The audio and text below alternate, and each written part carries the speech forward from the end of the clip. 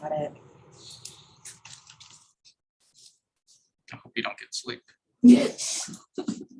Let me turn on my camera. Okay.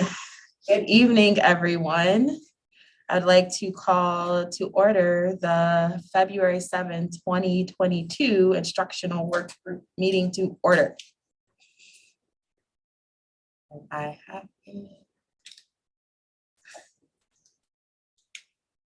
there are no written registrants.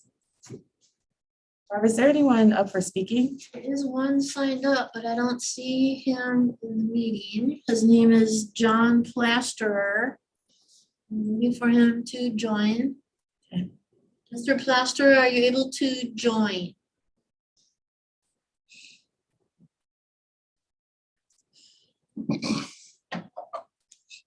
I have emailed him. Okay. I could call, but Do we need a motion for him to join for a public appearance later in the meeting? we can just move on and come back to it if you like. Okay, great, thank you. So we are going to move on because our public appearance is not here. And we'll allow him to speak once they get into the meeting. Okay, moving on to approval of the minutes. I move to approve the minutes from the instructional work group meeting dated March 1st, 2021. Get a second. Thank you. Chris Carusi, second. Thank you. Moving along, 4.1, our wellness check. Oh, hey, just kidding. We need to vote. I drink. Okay, all those in favor, or actually Nama, your advisory vote. Aye. Thank you. And then all those in favor to approve the minutes? Motion carries 7-0. Now for our wellness check, 4.1.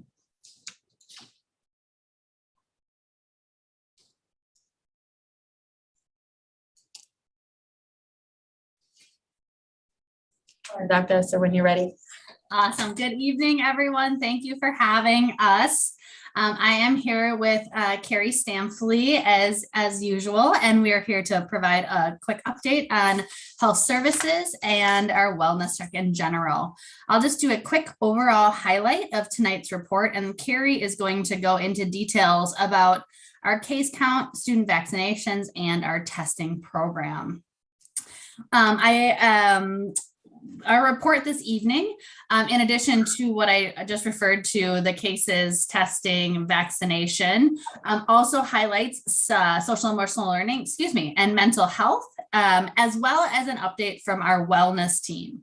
I do want to specifically highlight the slides and the update from the wellness team, as we are using this wellness update as an opportunity to share monthly updates with the Board of Education in preparation for a policy discussion in the spring. So Ashley Riley, who leads our wellness work, is here with us this evening for questions. And I thought it was important to point out that her update is within this document towards the end. So wanted you to be aware of that as well. At this point, I will turn it over to Carrie to give us that update on cases, vaccinations, and testing. Thank you. Hi, everyone. So our case count in MMSD is coming down quite nicely. We're definitely following the community trends and seeing a nice decline in our numbers. Our numbers, however, are still high as compared to pre-COVID. So they're still elevated, but we are still definitely on that downward trajectory. We are cautiously optimistic that the BA2 variant won't cause another little spike, but we're continuing to watch that closely. In regards to student vaccines, we are super excited. Our school nurses have spent a lot of time after hours on nights and weekends providing vaccines to our students. We have given well over 1,000 doses of vaccines at our clinics and our schools, and we continue to have those scheduled through the end of the month and the beginning of March. In regards to testing, I'm happy to report that today we actually received our second delivery of our rapid antigen testing provided directly from the federal government. It still isn't the full volume that we need, but I am confident and hopeful that we will get up to the volume that we need for that. We also are making great strides at making sure all of our schools have COVID clinic testing sites at all of our schools. We are hopeful by the end of the month that all of our schools will have a COVID clinic testing site at each one of our school buildings. So we are definitely looking and planning for a test to stay option that potentially could roll out sometime in March. In addition, as you know, we with the COVID surge that we were experiencing, we really did a shift in where we were focusing our nursing efforts in shifted from a priority of identifying close contacts in the classroom to really looking at our high-risk close contacts, which include family members, people that are not able to mask, unvaccinated individuals, and our athletics. We also focused and really made it a priority to call all of our families, our staff, and our students that were on our screener form. At the peak or the highest peak of the surge that we recently had, we had 1,200 people on our screener that we had to call in one day, and we were able to get to almost all of them. And so we're spending a lot of our time really working to help educate our families and our staff to really understand when it's safe for them to come to school with all of the changes in the new shortened quarantine and isolation. And as with every change in guidance, it really takes a lot of effort and education to make sure that people really understand when it's safe for them to return into our buildings. So our nurses and our nursing assistants and our contact tracers are continuing to make all of those calls for us. And so that's really it. There has been some new guidance that have come out from DHS and also DPI. And so we're waiting for our local public health department to comment and make suggestions based upon that guidance. And then hopefully in the next in the next week or so, we'll have some new updates and changes to our policy.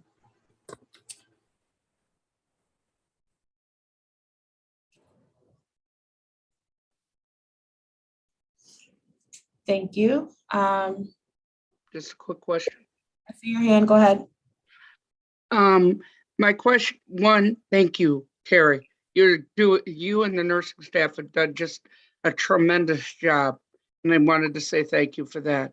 Secondly, I know there was confusion over those who may want a KN95 mask, and we're told, do they ask the office? Do they ask the janitor? Do they ask the classroom principal?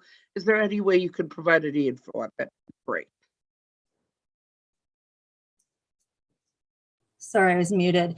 Yeah, so right now we have plenty of surgical masks, kind of the same, what I'm wearing right now has really always been our policy that we'll have surgical masks available for all of our staff and students. We have been able to secure a vendor that we believe will be able to certify a KN95 potential shipment for us. And so we are looking into purchasing some of those type of masks. Those masks fit tighter than a surgical mask, but they have the same level of filtration and capacity that our surgical masks have. So our surgical masks that we have in our schools are very different than the paper masks that you can buy at a local drugstore or Costco or any store like that. They are designed specifically in their medical grade masks, proven to function at a certain level. And so our masks have a high level of filtration, and they usually fit much better than the ones that you would purchase at a store. Thank you. Thank you. Okay, any other questions? Go ahead, Board Member Murley. Yeah, thank you so much, Board Member Pearson. Thank you so much, Carrie. Oh, thank you so much, Carrie and Leah. I'm curious about how, as we are changing and adjusting and, potentially more changes and adjustments are going to come. What is the recommendation for school staff communication with students. And I'll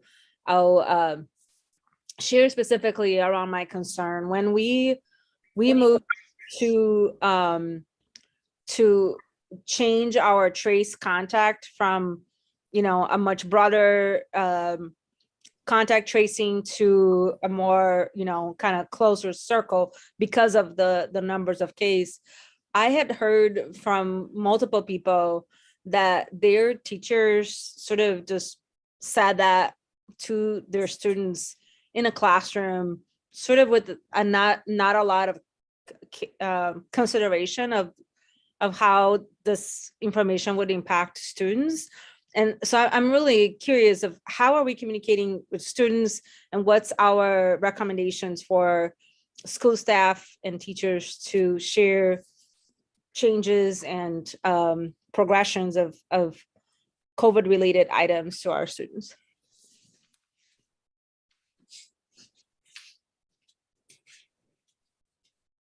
So when we make changes, there's a lot of different ways that we communicate that out. And so I think our biggest shift for that was there was a lot of changes that had to be made around the screener language and the emails that we automatically send out to people, as well as our website and our written language, as well as information that was coming out in student and staff family newsletters.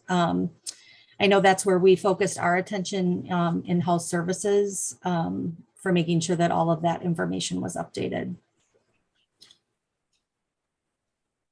Yeah, I think I'm asking specifically the tone of the messages.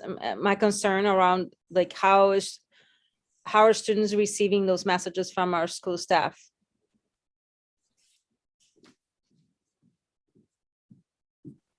Is it something that, is it real? Was like a small number? Did you hear that at all? Is it, is that surprising for you to hear? It is a little bit. I mean, we always have, anytime we have changes, like people are always a little bit anxious about that. But I think when we made those changes, it was no different than any other changes, because we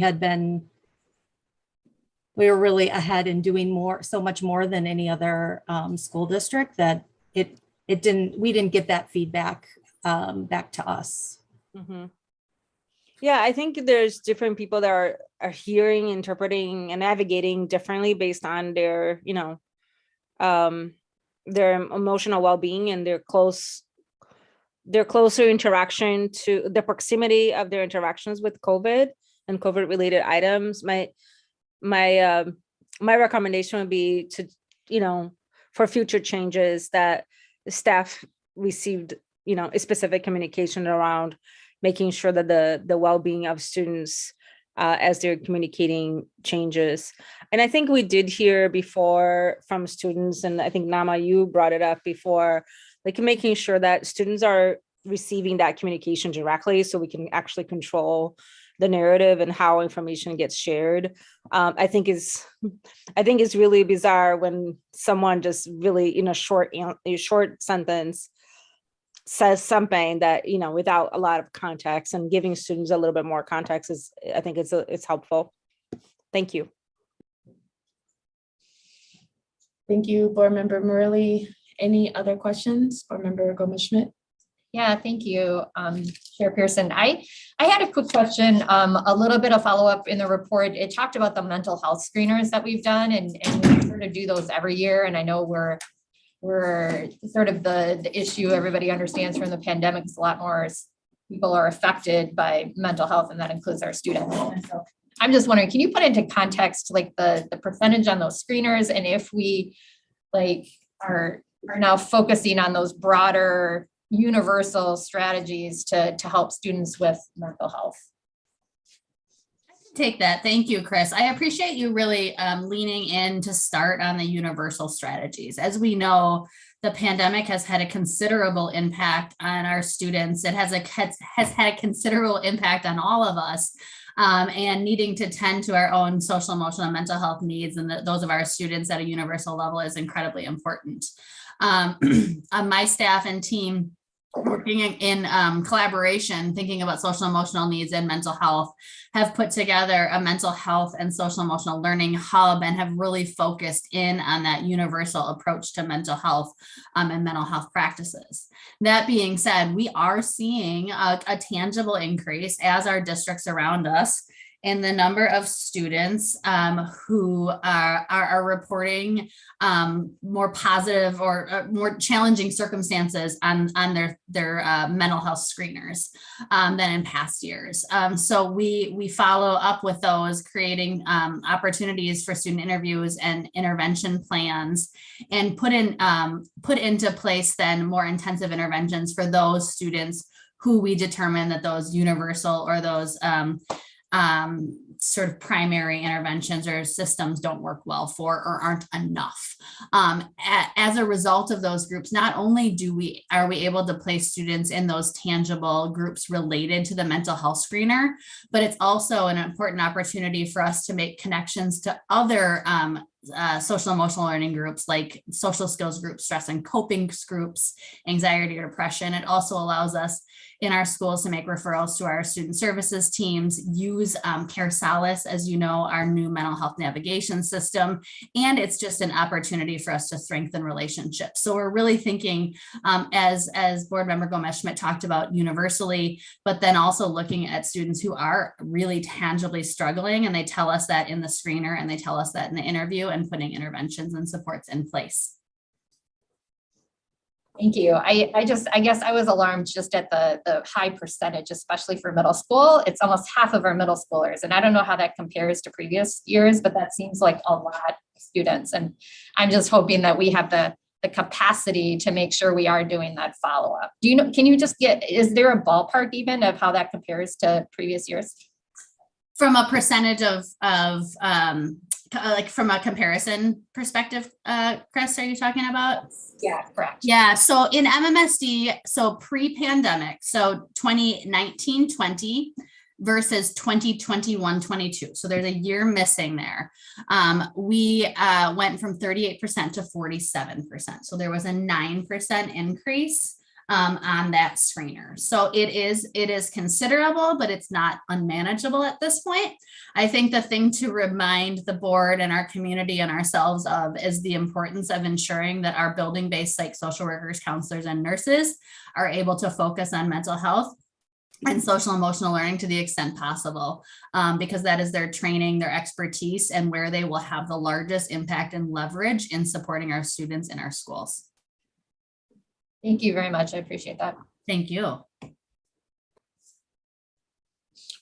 Any other questions? Okay, thank you, Dr. Esser and Kari Simply for that update. Moving along to 5.1, the Early Literacy Task Force report. Okay.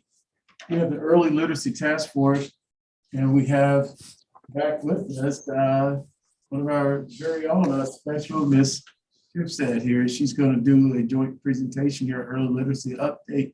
And we really do appreciate you being back. Listen, we miss you big time, and we're looking forward to your report. Well, I miss all of you. I feel like I'm getting very close to some of you over the last couple of weeks and working with all of you again, but it's very nice to see all of your faces. So Barb, would you be willing to drive the presentation? Surely. Thank you. And first of all, let me just say thanks to all of you for allowing this time on your agenda to talk about this important work. This is near and dear to my heart. It always has been. And every time I reread the Literacy Task Force report or think back on or look at the notes of the meetings that we had, I learned something else. So it is just an incredibly important endeavor that we undertook, and the report, I am very sure, is going to guide us in the work moving forward. So really looking forward to having a chance to talk with all of you tonight. And Jem Shepke is here as well. She was our project manager, and we could not have done this without her. So Jen, just want to thank you for being here. And please, if there's anything that I am missing, feel free to jump in. Barb, we see the screen of the literacy Just of the agenda.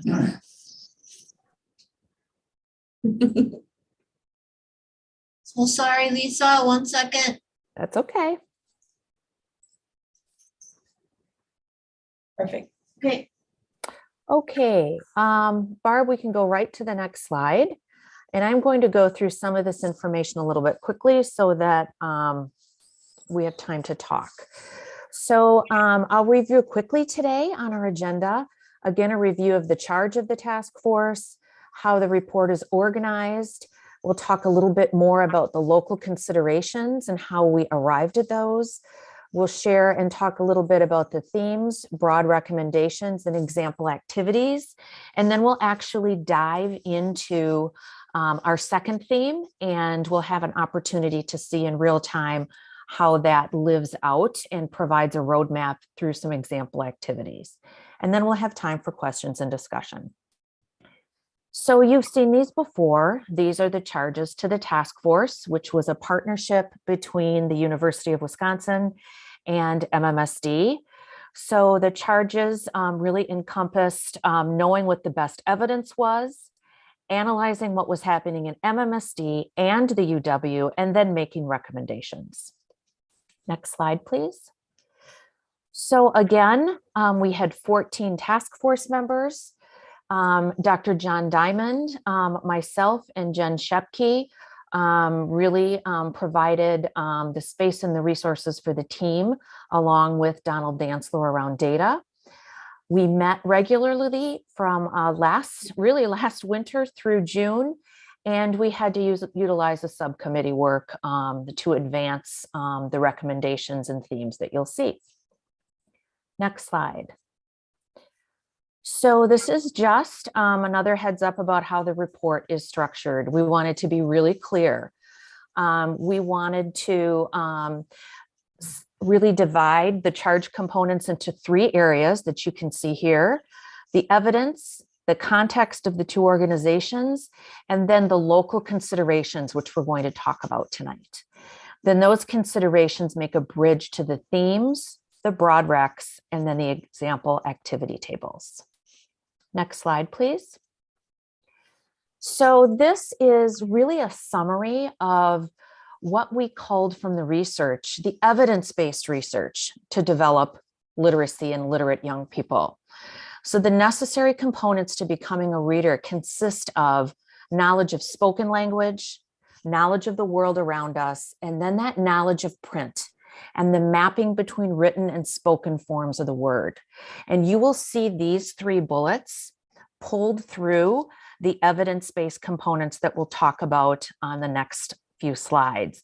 These 3 bullets are highly interrelated, highly integrated, and instruction based on these 3 types of knowledge creates students who are more efficient and effective readers and knowledge builders of the world around them.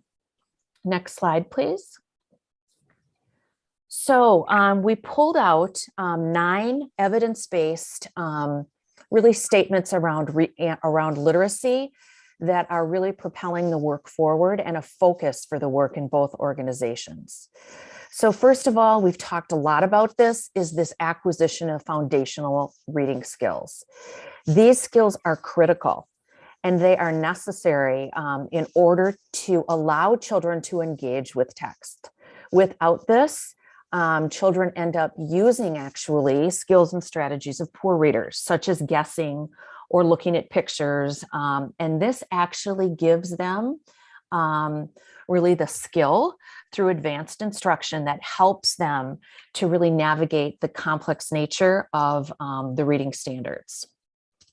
The second piece is knowledge is learned, right? Reading has to be taught. Learned knowledge, and then the mental operations, the way that children think about knowledge, supports them becoming very skilled readers.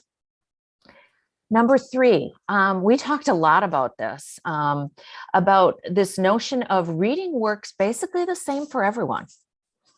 Skills are basically the same for everyone. But the paths necessary for each child to gain those skills really varies. right? It's this human nature because learning depends on experience and the varied experiences that children have. So that's why really that explicit and structured approach to teaching reading is essential in our literacy program in MMSD. The next and last one on the slide is knowledge of the spoken language is critical to developing reading skills. And the teacher's ability to know how children respond and how they use language, how they dialogue with each other, right? The ability of children to always have in front of them grade level vocabulary and to talk with other children about those standards-based language principles and words is really important. And, you know, keeping children in small groups during reading time where they're only getting language at a much lower level holds them back. So this piece of evidence is really about this knowledge of the spoken language and grade level instruction really influences the gains that children make in reading. Next slide, please. So number 5 is really about this explicit and implicit learning and how instructional practices and teachers need to be cognizant of both of those and maximize both of those as they provide opportunities throughout the day and throughout content areas as children are learning how to read. And number 6 is this notion of the interrelatedness of explicit and implicit learning, and that learning how to read can happen in multiple content areas with multiple sets of materials, that it's not just something that happens during a reading block in a classroom. What the research has told us is the opportunity that we have for improving the outcomes for our students is to utilize really instructional material and resources that are high quality and effective, and to really make sure that we're providing opportunities for students to access those regardless of the environment or what they are exposed to outside of the classroom. That one constant, high quality materials, standards aligned, is a big game changer in the classroom. Of course, our teachers and their talents using the materials are the biggest really resource that we have, even beyond the stuff. But we know that tools and resources are really important for students, and the nature of these being high quality is critical.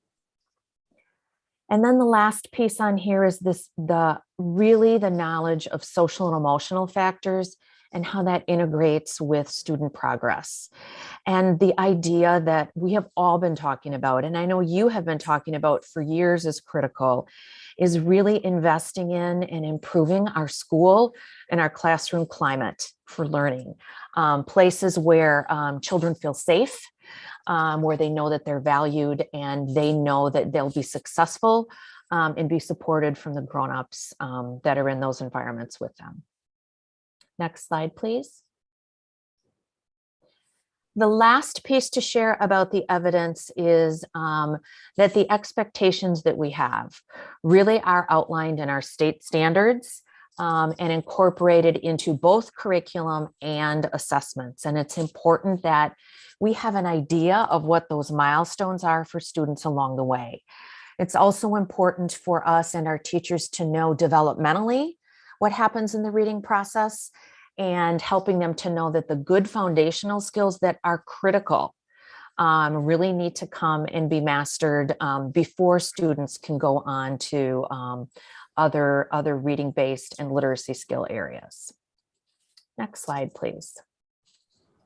So these were the 9 local considerations that we talked about and we synthesized as we moved from the evidence, where I just gave you a very quick overview, to actually the recommendations and the themes. So you'll see these here. The first, as you've heard me mention multiple times, is that we want to really be sure that our children succeed in those foundational skills. The second is that, and this has big implications for our 4K classrooms, really making sure that that's spoken language, right? We want children to be talking. We want those pre-kindergarten level classes to be filled with fun and language and dialogue opportunities between students. We want to be sure that we're integrating both spoken and written language, lots of writing, lots of talking in classrooms. We want to promote learning for all children and integrate throughout the content areas. There is not enough minutes of the day, as I'm sure you have all heard teachers talk about, to fit in all the required minutes, it seems. So it's important for us to think about and provide tools for integration. We talked a lot about a multi-tiered system of support, strong core instruction being tier 1, doing some intervention at tier 2 to support students who might need help in specific skill areas, and then some of that intensive intervention in tier 3. I know that sometimes people think MTSS is about intervention, but is really about that whole sort of system of support for students that sometimes students vacillate between as they learn and succeed in some areas and need more support in others.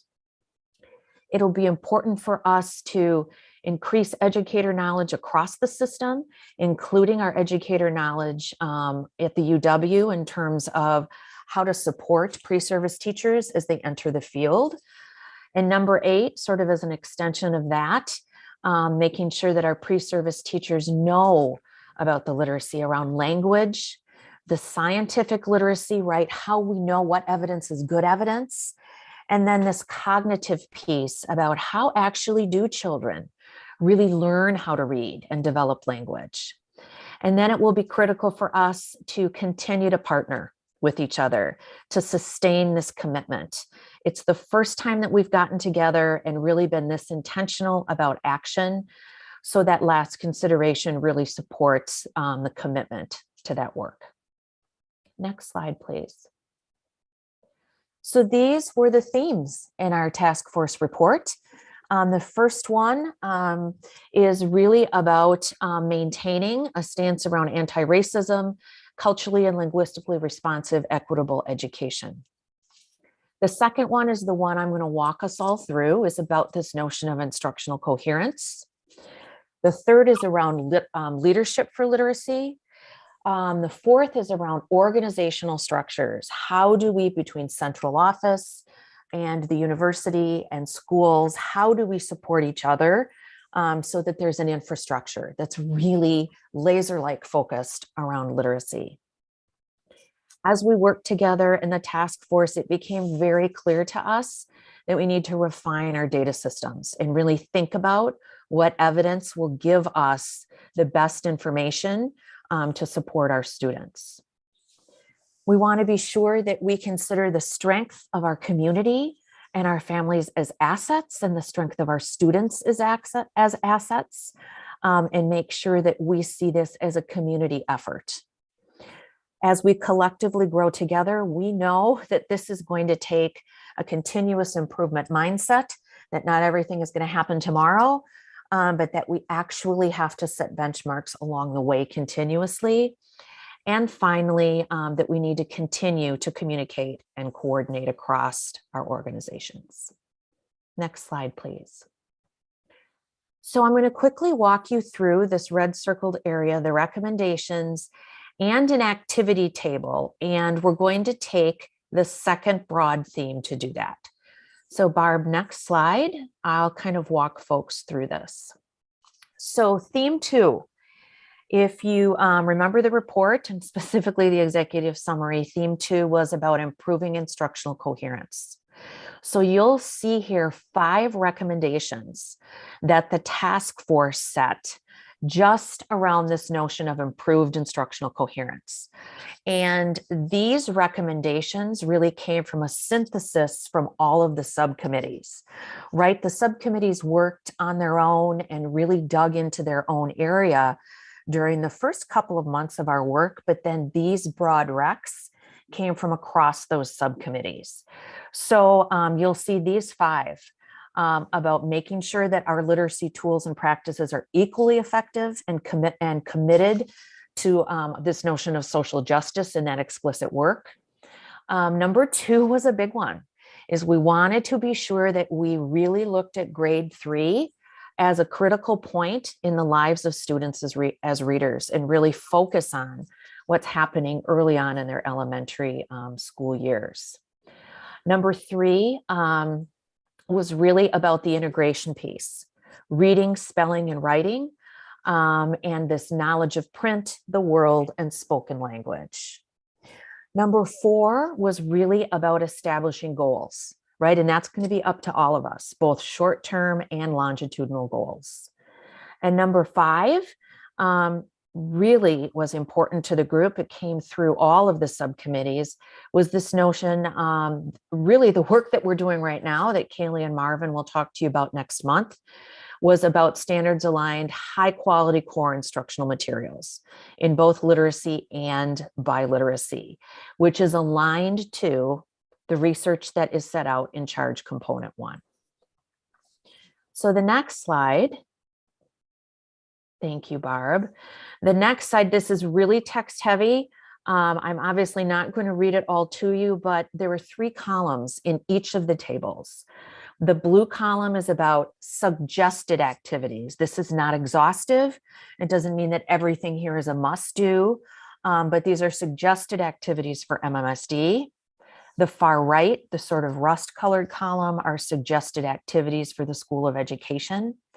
And then the middle column is about ways to partner with either MMSD, School of Education, and or our community partners. So you'll see the activity that's bold-faced on this slide is involving stakeholders in what we are doing right now, a comprehensive plan and process for launching and adoption of standards-aligned, high-quality materials. So again, the example activities table, we spent a lot of time thinking about the grain size of each of these sample activities, and it will be up to us as partners with our community to talk about this. I've talked with our teaching staff about this. I've talked with MTI. We've talked with our principals about the fact that this is where the voices of those stakeholders come into play. So the task force really laid this out as some places to start. And then it is going to be up to us as partners to figure out really the priority and how things will move forward and in what order. We know there are lots of tensions and things happening right in our own context and in the world around us. And we also want to be approaching this in a way that balances the urgency with also doing things well and in real time. Thank you, Barb. Next slide. So I will pause there. Barb, you can probably come off of screen share. I will say, just a reminder to folks, this was our task force membership at the end. And Jen, did I miss anything in that? No, you did a great job. You did a great job. Well, thank you. I appreciate all the help that you contribute as well, Jen. We could not have done it without you keeping us on track. So open up for discussion, questions. Dr. Jenkins, is there anything else you wanted to add? I know you've certainly been with us and have shepherded this through. I think, Lisa, you really did a very nice job of covering that. I was just saying, Dean Hess is absent. We were both committed to the charge, and the committee did a fabulous job of going through it. Now we both are still concerned, healthy concern about the implementation, where we'll go from here, because it was a wonderful collaboration. And now, how does this align? And knowing that we've said for a while now about our whole science of reading, and I said the scientific, reading in there as well. And so how does this all align? Right on time about the textbook adoption, and you've been involved with that piece of it for a while now. So thank you so much for the presentation. Yes, thank you. Now, any questions? I was gonna say no question. Go ahead, Chris. Thank you. Thank you for the presentation and for highlighting, again, the really important work that we're embarking on in literacy in this district and continuing. I guess my question is, when we're talking about the improving instructional coherence and having stakeholder involvement in the core curriculum, we have a big project coming up that we're going to hear more about in March. How does the community get involved, or stakeholders in reviewing what our options are as we're going forward with a curriculum selection? Or what's the timeline for that, I should ask? So I know, and Marvin, you are actually on here too. I know that the board either will receive or has received a documented timeline for what's happening around the materials adoption. It is a compressed timeline, but there's nothing if not a sense of urgency around this and gets people up and focused. So we actually feel good about it. But first and foremost, we also want to be sure that we're involving, that we're following our board policy. That was our first piece that we wanted to be sure we're adhering to. The full curriculum committee meetings are publicly noticed, so there would be an opportunity for folks to join us on that. And there will be a very tightly aligned rubric to the selection and final selection of the materials. I think that notion of stakeholder involvement also includes, right, it's not just about the selection and the what, but we have a job after this to help our stakeholders to understand what the materials are, give them an opportunity to look at it and actually peruse those to make sure that they understand what materials their children are bringing home. So there is, right, Chris, it's kind of this fine line between, who's actually selecting the materials and who's actually using them. And we're working with Sherry around who actually needs to be seeing the rubric. There is a component of students being involved. So I know that Marvin and the team are working to develop a process so that students can take a look at it. And the materials will be available at Holtzman if folks want to come and take a look at that as well. Jen, anything else you wanted to add to that? Because I know you're helping us with that as well. Yeah, we are working with our vendors right now to have materials put online so they're accessible virtually for our community, and we're working to get those up soon. And as you said, there's a student component that will be involved in there as well. It is a tight timeline, so we are working as quickly and as fast as we can to get this out for folks to see. Also, just like to add to that, and thank you, Lisa and Jen, for your commentary in regards to the question. I will say also to all the board members, I have also instructed the team to send out to you tomorrow. You should have it before noon, timeline with all the pertinent information in regards to the process, even highlighting those moments where you will have an opportunity to review as well. So you can expect to receive that on tomorrow. Thanks so much. I really appreciate that. And I just want to say thank you. There's a lot of educators, leaders in this district dedicating a lot of time to making sure that we do select a really high quality literacy curriculum that's going to meet our needs for a long time. And I just appreciate the work that's going to happen going forward. Thanks, Chris. Any other questions? Go ahead, Chris.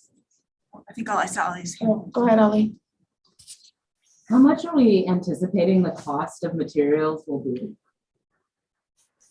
Oh, Ali, that is a really good question. It will depend, Ali, on the phased approach to implementation.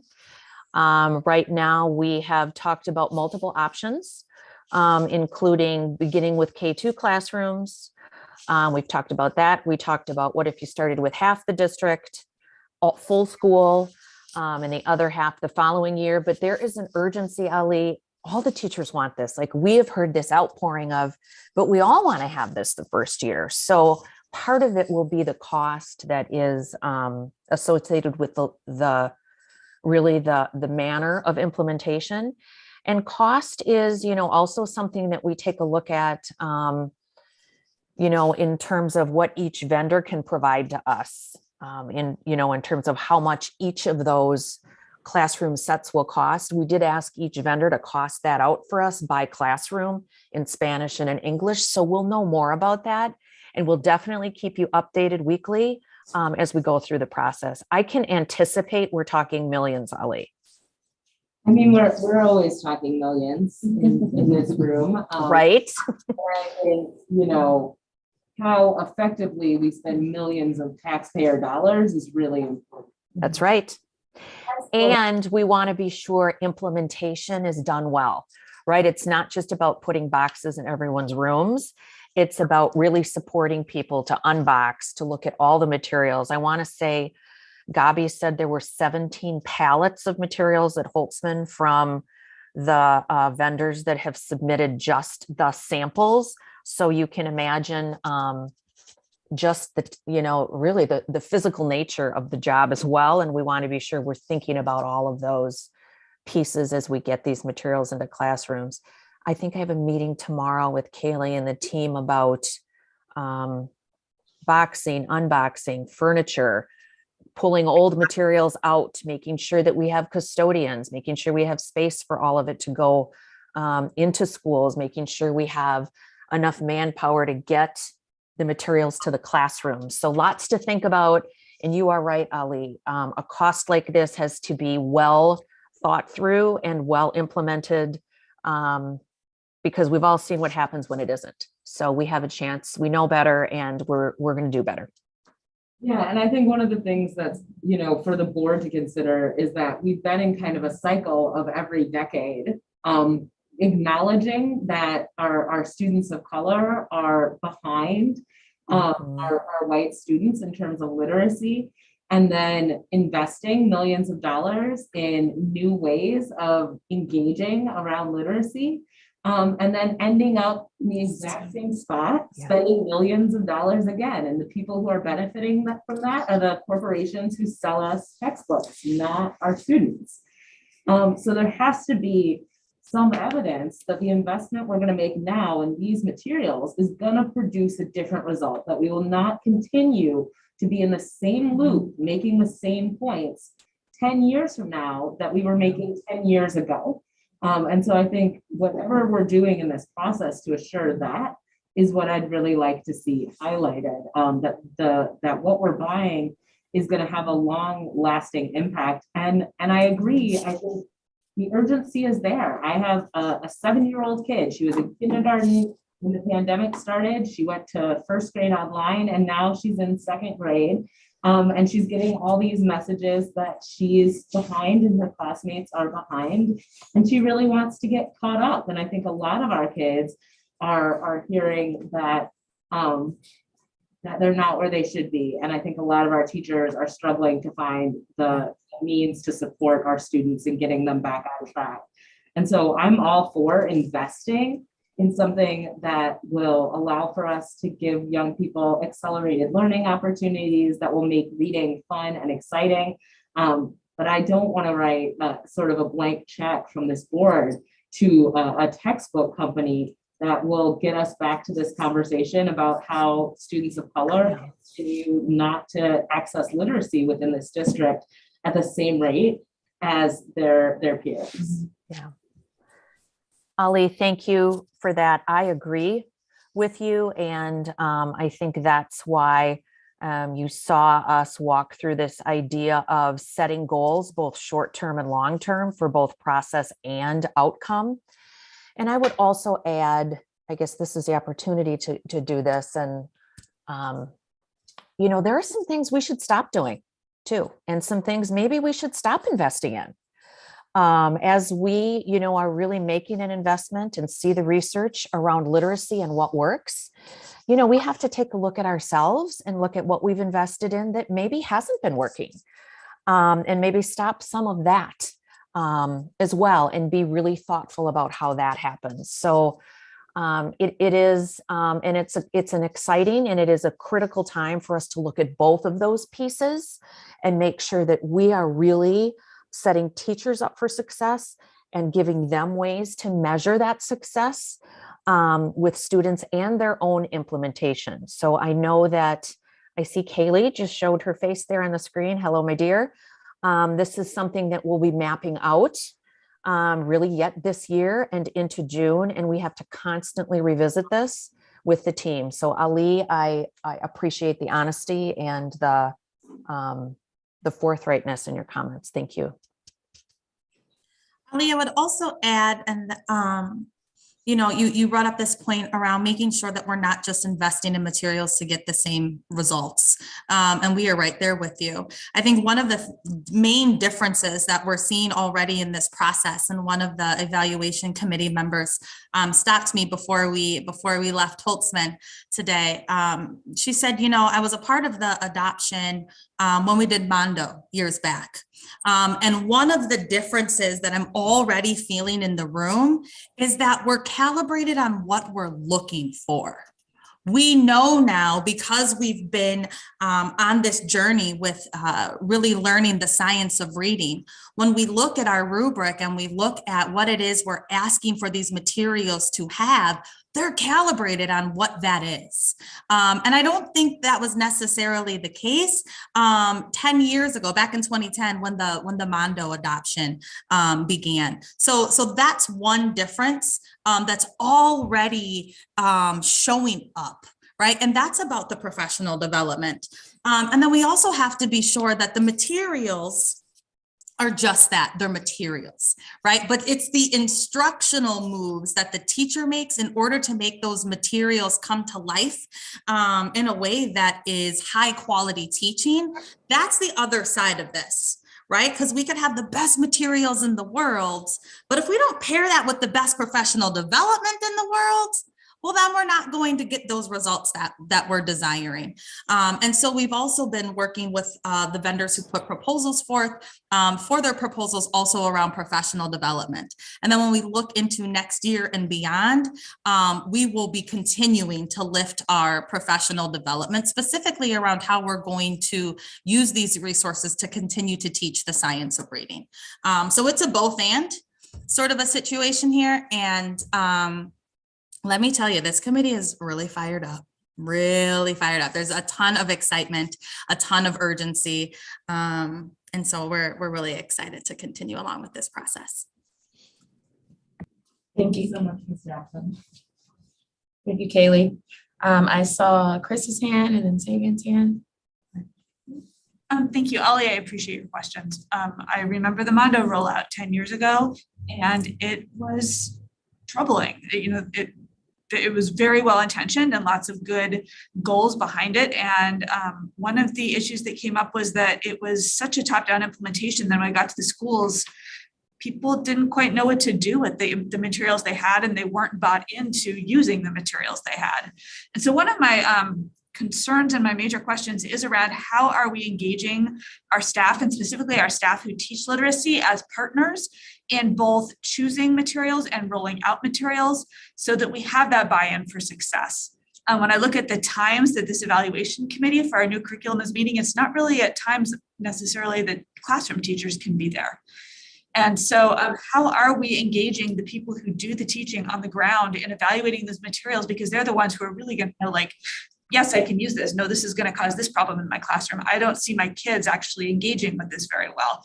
Like, they're going to give us the ground truth information on like what's going to spark that love of reading in their kids and what's going to work in the classroom.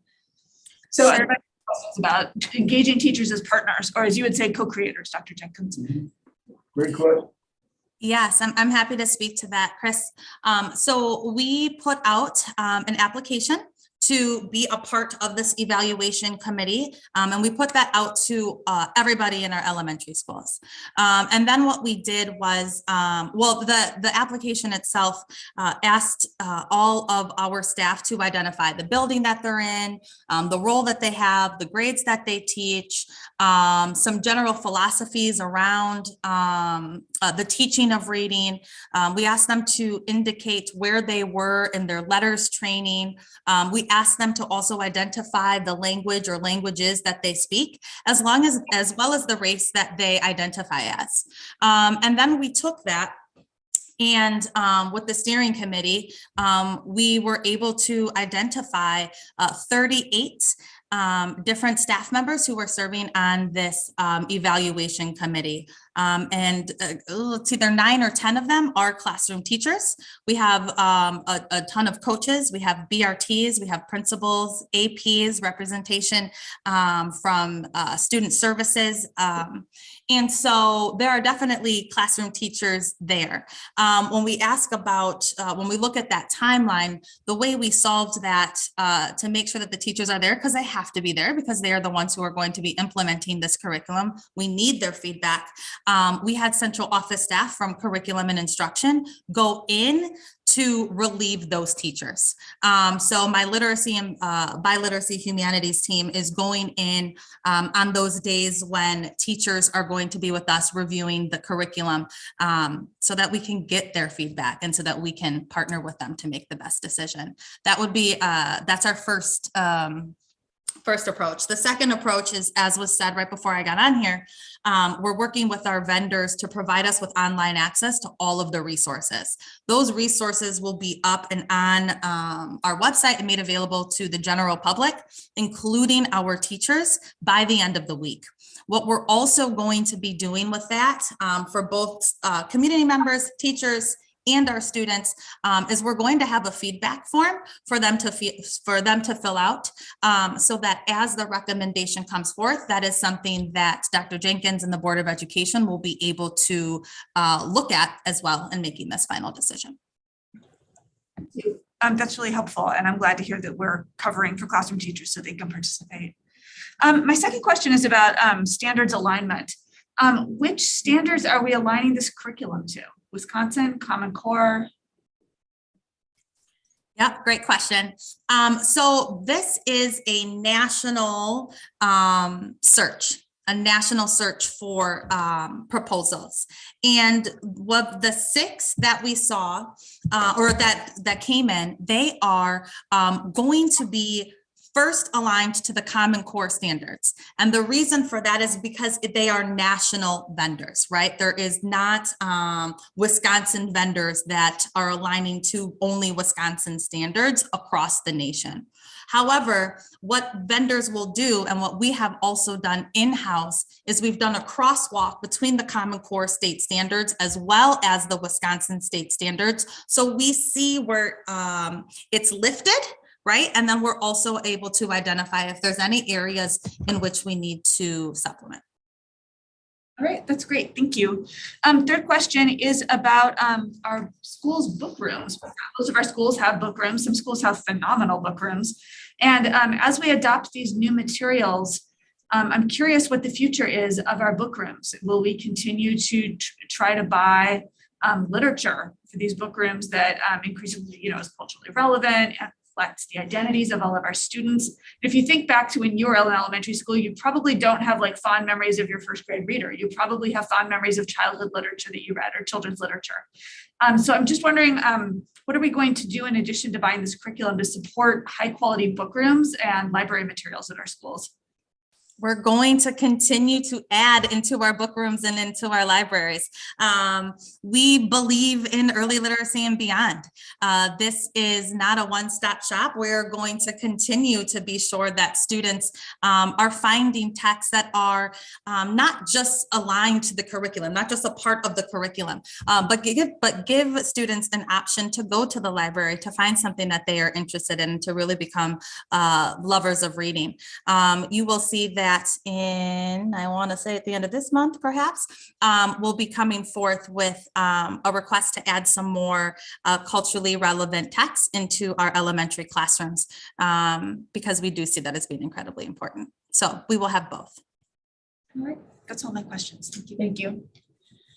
David? Thank you so much. Thank you. Oh, sorry. Apologies. Thank you.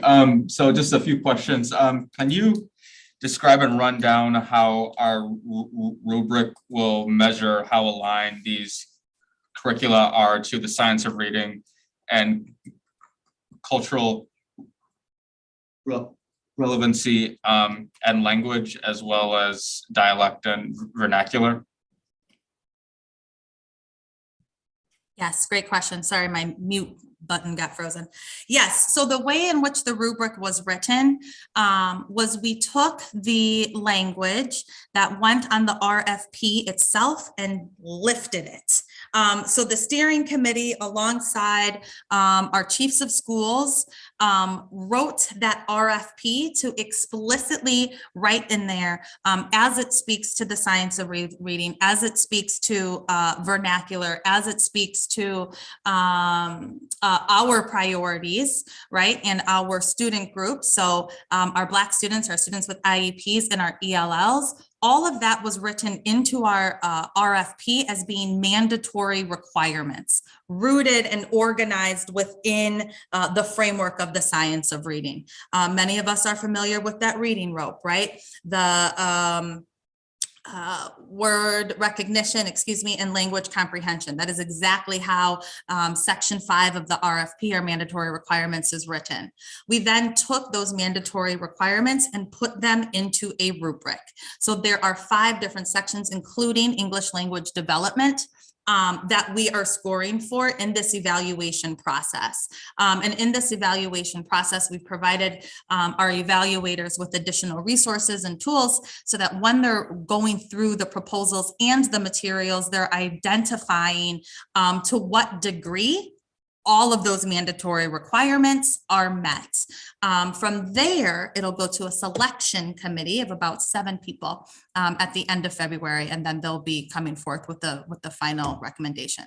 But that rubric is the exact language that was put out to the vendors in the RFP.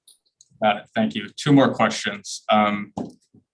One, have we considered conducting a focus group or a test group to see how well teachers like X groups professional development? Professional developments in particular? That would coincide with the curricular purchase. So you said each vendor has a corresponding PD, just a way to get feedback on a sample PD that they may provide. Haley, let me try that. Okay. Because I have fond memories, well, I'm not so fond of the former adoption. I think it's important for all of us to know and remember that whatever we decide, and even throughout the process, these people are working for us, right? We are looking for something specific, something based on the research. And Savion, directly to your question, right? Their professional development is going to have to fit into our schedule. I mean, the content of their professional development, we are expecting to be focused around the science of reading, but that is actually, to your point, a deeper conversation about sort of our organizational structure, our instructional coaches, our teachers, our principals. Like, we want to be sure that all of those folks are getting the information that they need, and that it's not a one-stop shop, right? A drive in and drive out. If there's anything I've learned about this, is it has to be sustained. Folks are going to need to come back to it, and it's going to have to be phased in. There will be a lot of materials, and we want to be sure we, focus on what's most important at the beginning of the year, get feedback, adjust, and plan. So there will be a whole project, as I'm sure Jen's already thinking, just around professional development to make sure, Savion, that we are getting what we need out of the vendor around how we're developing each other and our staff. Got it. Thank you. My last question is not just for y'all, but for us as a team, is that we're going to, presumably spend a significant portion of money on this curriculum to achieve a specific goal, and that is to improve reading, literacy, and writing for all students in our school district, particularly our Black and Brown students. So we have that goal, and I guess what I'm thinking about and what I'd like us to think about is how we're going to measure progress on that goal. What are the specific metrics you're going to look at? And then, this body has had robust debates on assessments and tests. What are the instruments that we're going to utilize to acquire that data, to track that progress? I think that's going to be very important that we're all on the same page there. Totally agree. Thank you, Savion. Thank you, Savion, for those questions. Nikki, I see your hand. And the whole vendor working for us, which is absolutely huge. Is there any way we could avoid certain vendors, i.e. the ones that eliminate Malcolm X, half of Black history, Helen Keller, etc., meaning Harper the Macmillan Publishing out of Texas? Is there any way to avoid that? Because I'm not trying to be mean, but that's not teaching our students what they need to be teaching. It's just omitting anything they consider controversial. So that's a part of our rubric, Nikki, making sure that it is culturally relevant, making sure that it is historically accurate. So all of that is taken into account with our vendor proposals. And Nikki, that's also why when we think about, right, because each set of materials for each grade level is different. So their rubric has to be a little bit different even by grade level as we take a look at this and just look at both developmentally and aligned to the standards, how teachers will use it and how accurate it will be for our students. It's the truth, right? That's what we want is truth. Absolutely, truth can be a painful thing, but good heavens, as we saw, thank you, Tennessee School Board, that bad mouse last week. Removing history is not what you do. Thank you, Nikki, for that question. Any other questions from any members? Follow-up question. Follow-up? Go ahead, Chris. Yeah, Savion, I appreciated your question about assessment. I know one of the things in the report was that the development of our data systems and assessment should be moving alongside our adoption of a curriculum so that the two are aligned. And I wondered if you could just talk a little bit more about the process you're using to ensure that whatever assessment system we end up adopting to measure our progress in terms of reading instruction aligns with the curriculum we're purchasing, and if that's part of the evaluation process and rubric. Thank you. Great question. Yes, it is a part of the evaluation rubric. It is also a part of the RFP mandatory requirements. We have asked for every vendor who is putting a proposal forth to put forth all of their assessments, all of their MTSS structures and interventions. We have advanced learning specialists who are serving on this evaluation committee. And so they are evaluating really through the lens of how do we take this core and bring it up. And then we also have the special education teachers who are taking that same lens through really the MTSS and intervention route.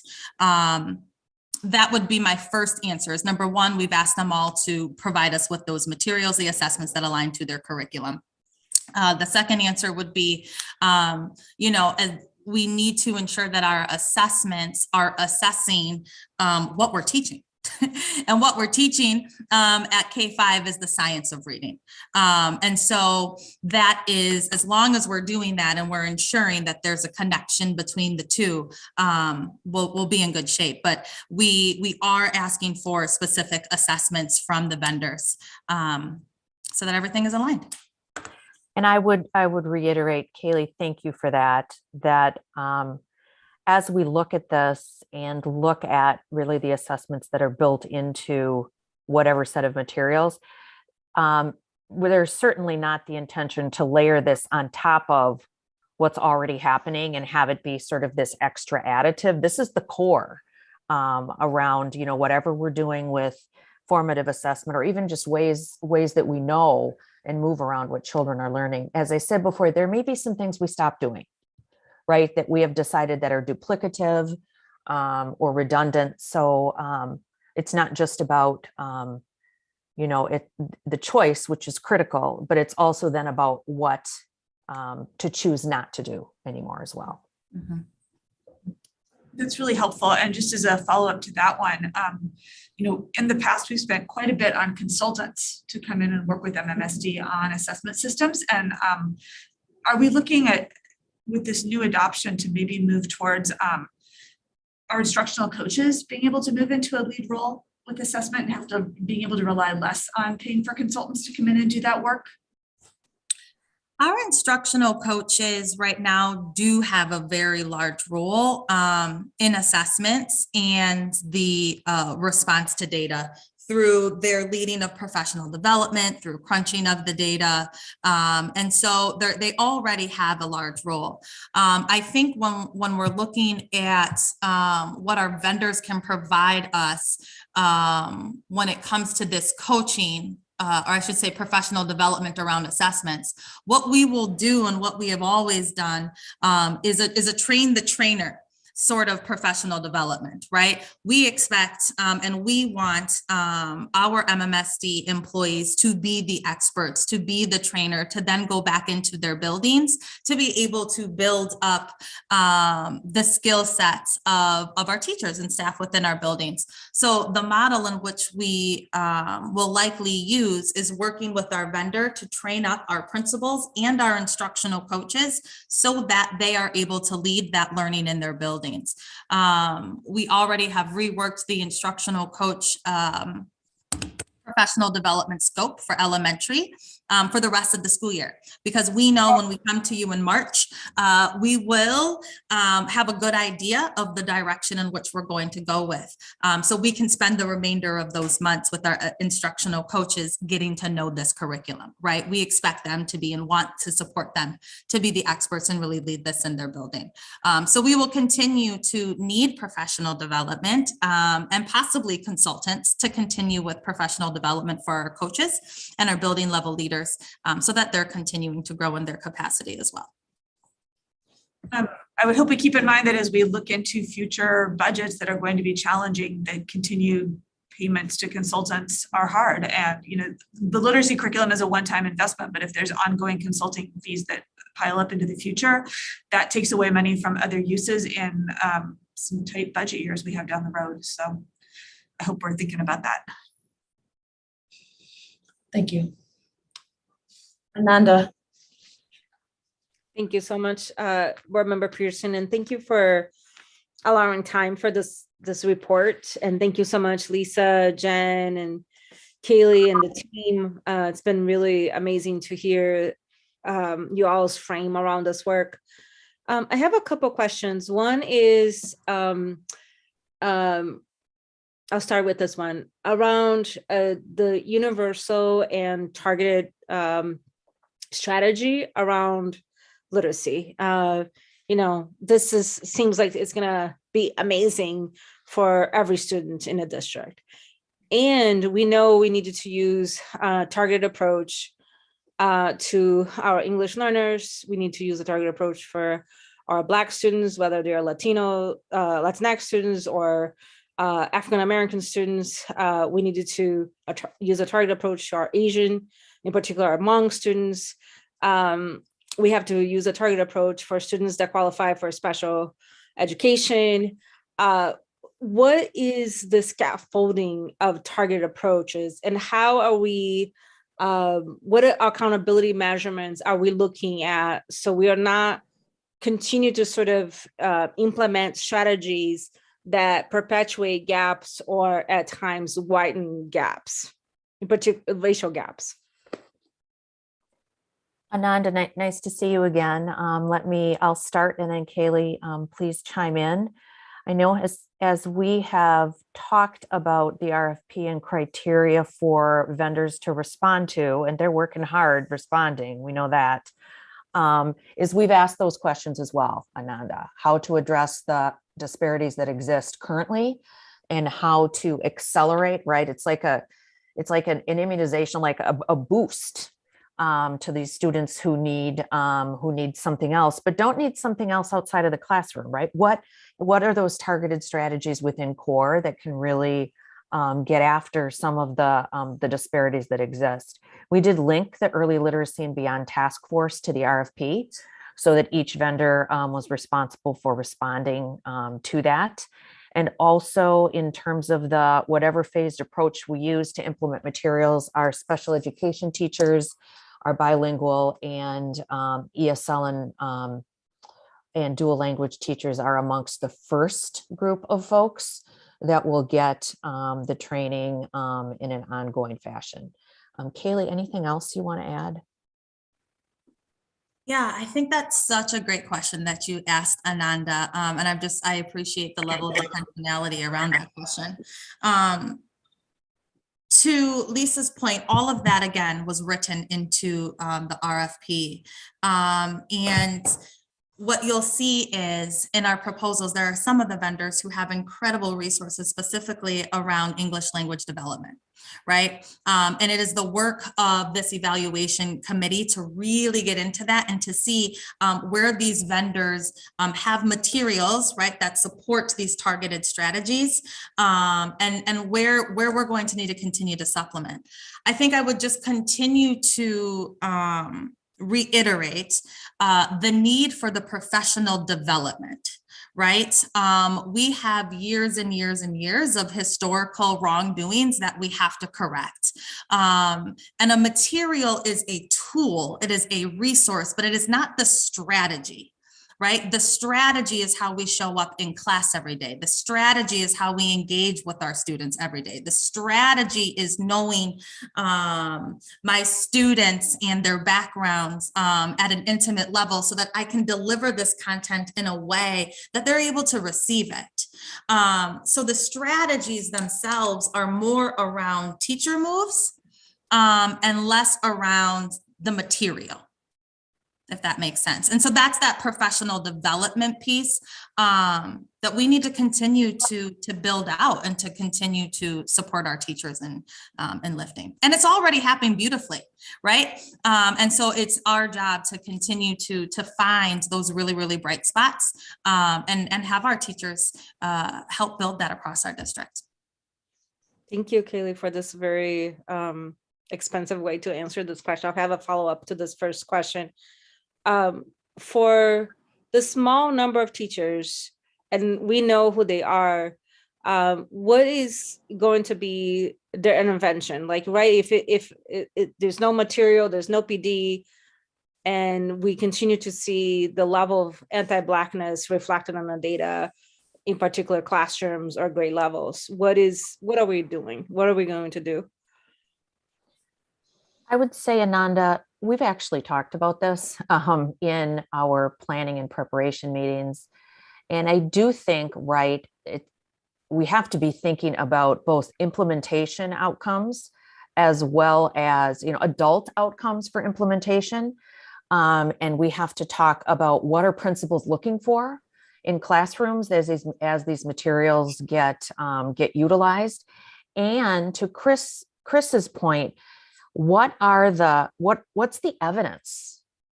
If there are built-in formatives here and we're using our planning time and our staff development time, right? It's not just professional development to look at the stuff, right? It's also professional development to look at and to model lessons and to take a look at how children respond to the teacher moves in the lessons. And I think there is going to be a great deal of accountability to both process and outcome to this, so that we know that not just the materials are being utilized effectively, but that also, as Kaylee said, the teacher moves are there and what teachers need more support. And what does the data say about your kids? When I was a principal, I knew what was going on in classrooms and we knew what the data looked like classroom by classroom. So as you look at the data and you look at student work, you can have a conversation and lean into that a little bit more. And, folks are saying, well, this works better than this. Well, how do you know? Give us the evidence. That's what we've been talking about. And what Dr. Jenkins has been leaning in on is this, what's the evidence? It can't just feel good from your gut. What has to feel good is students doing good work and students achieving and know that they're learning and reading. That's the power. So yeah, there's lots and lots of things that I think we can do to address that very serious question, Ananda. And then I think the team is very committed to doing based on what we've learned in the past. Thank you, Lisa.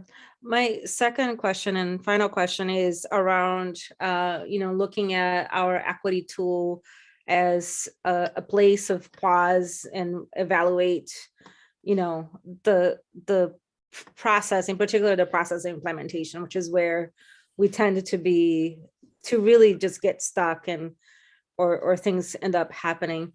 What does it look like managing the positive and the negative unintended consequences, right? Like, I think at times we see mostly the negative, and I'm sure people are going to be looking at that, like what are some of the negative unintended consequences of implementation, but also how do we leverage the positive unintended consequences of our implementation? I think that it's important for us to build into the process that continual, like, great teaching cycle, right, that we talked about, the plan, implement, reflect, and adjust. All of those pieces have to get built in along the way. And it can't be this one and done, teachers get the boxes and there isn't any follow-up. There has to be, right, the support for principals, the support for central office, the support for families, so families can know what to expect. I'm just so excited that actually our children who have been, underserved in this district for years are having this opportunity. This is the most important thing that I've been, a part of in all of my years in this. And this is, we have a great opportunity here, and, we shall not waste it. And I think that we have to be planful and thoughtful and work with the university as they have teachers that are preparing to do this, right? It's a short game and a long game, right? We want kids that are in the class every day to have the best possible experience, to support the teachers daily, and then plan for the future as well. So we have that pipeline of folks who are also knowledgeable and ready to come in, knowing the data and knowing the strategies. Yeah, thank you. My last comment, thank you so much, all of you. I would say that my daughter spent 12 years of her life feeling that she's dumb. She graduated from this district with a deep belief that she's dumb. This is new time, first time that I'm public sharing that, but she just received a letter that she's in the dean's list for the University of San Francisco, taking really hard classes. I'm saying this to say that her 12 years of experience, even though she had amazing teachers, some that were able to get every couple of years, she was able to get a grade level. It was not enough to get her to shift the belief that she developed at first grade, based on implicit and explicit messages that she was not good enough. She was not a good reader. She was not a good student. She was not a good scholar, and she was not, the schools that she wanted to go was not going to be a place for her. And that is for me a deep concern. And we're talking about budget, and Chris Caruzzi mentioned, like, we're going to have some challenging budget times. And thinking about the amount of social capital as an educator, as someone that is really connected and had tons of a robust set of resources for this kid, and we barely made it.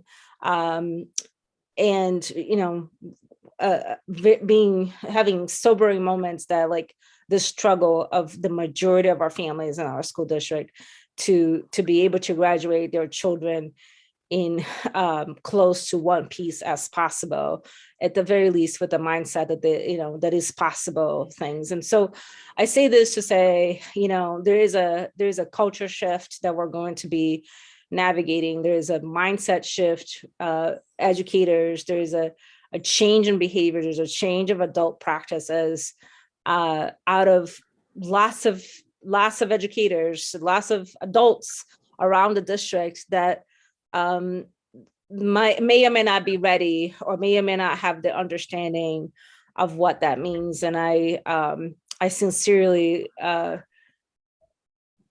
that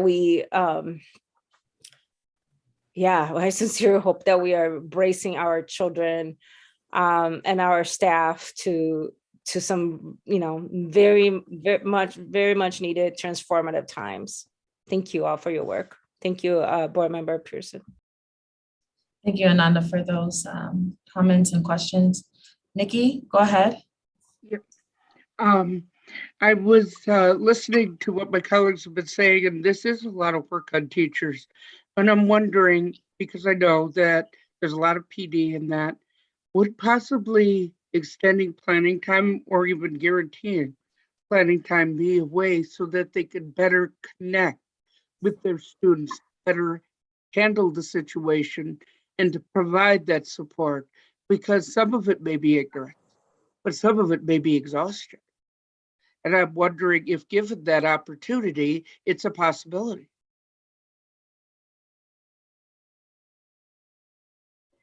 I know that's a great question, Nikki. And as you know, principals are putting together master schedules and looking at planning time, the priority around that and adhering to the handbook is really important. And beyond that, if we're thinking about adding or changing any of that, I know that that's something that we would want to talk to our handbook committee about and have a discussion around how that might look in the future.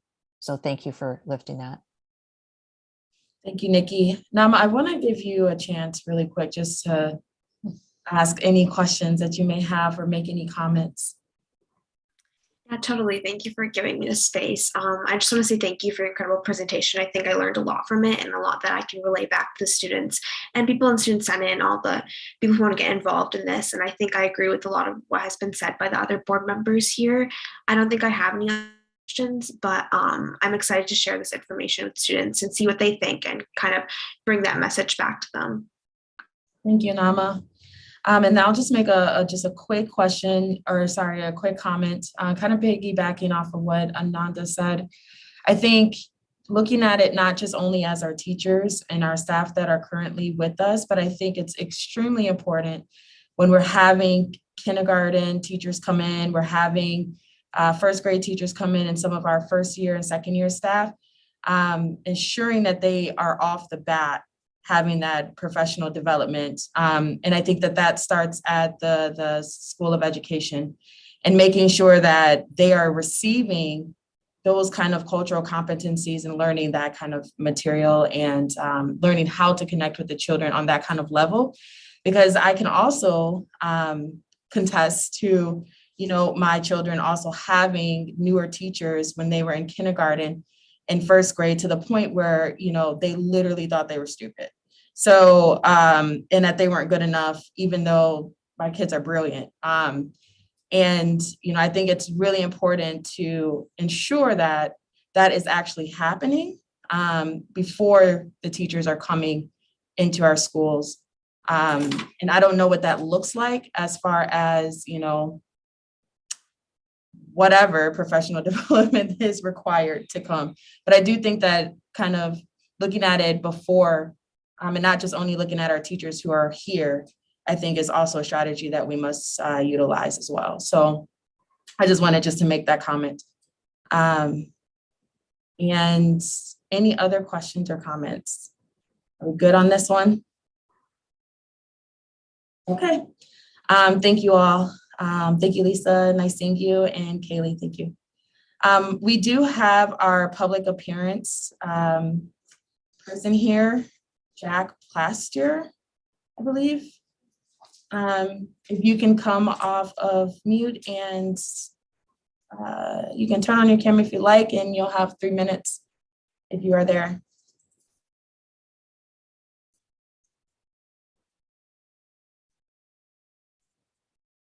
Okay, you're muted, Jack.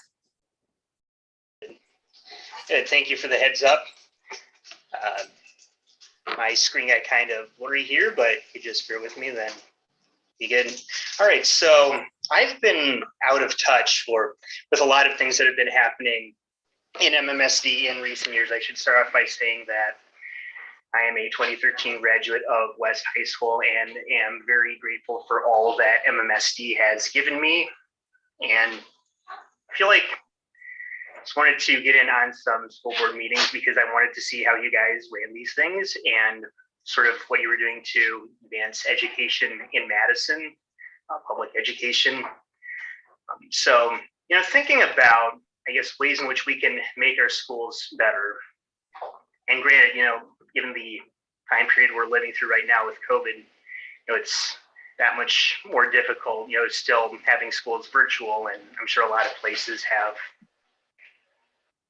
gone back to in-person.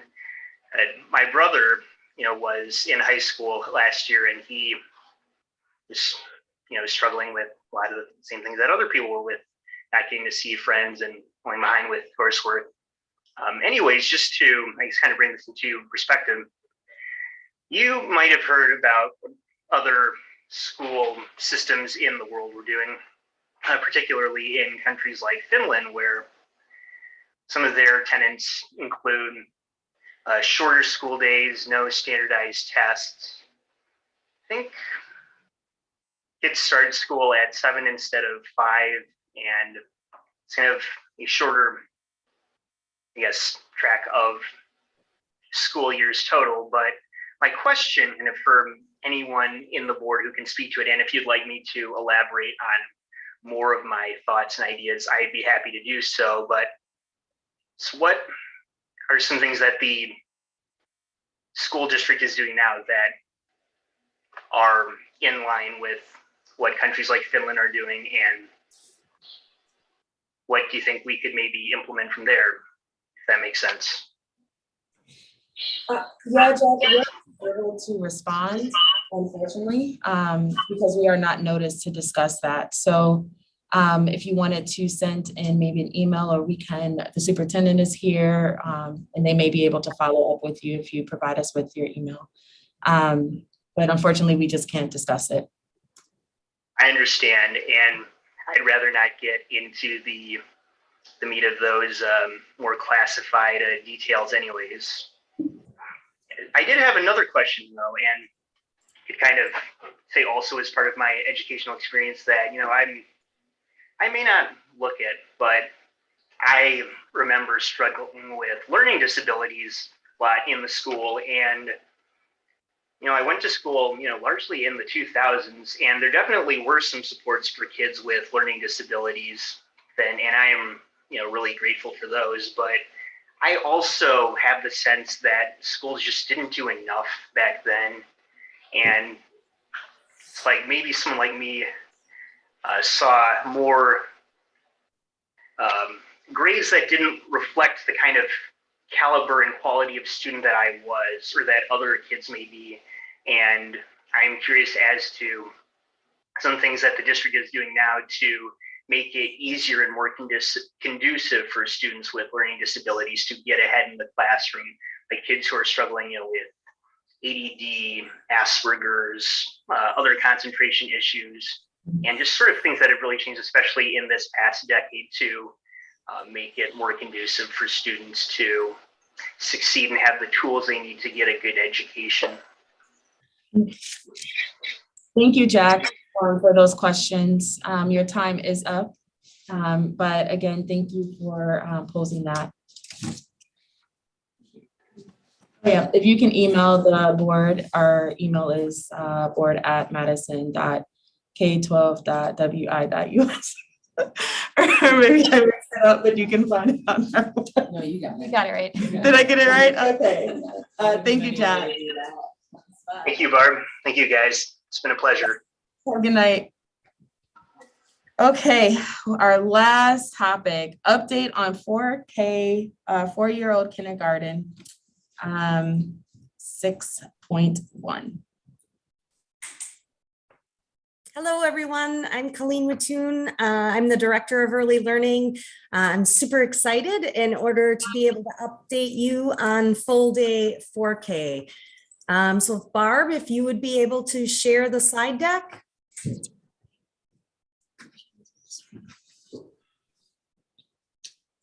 Welcome, Colleen.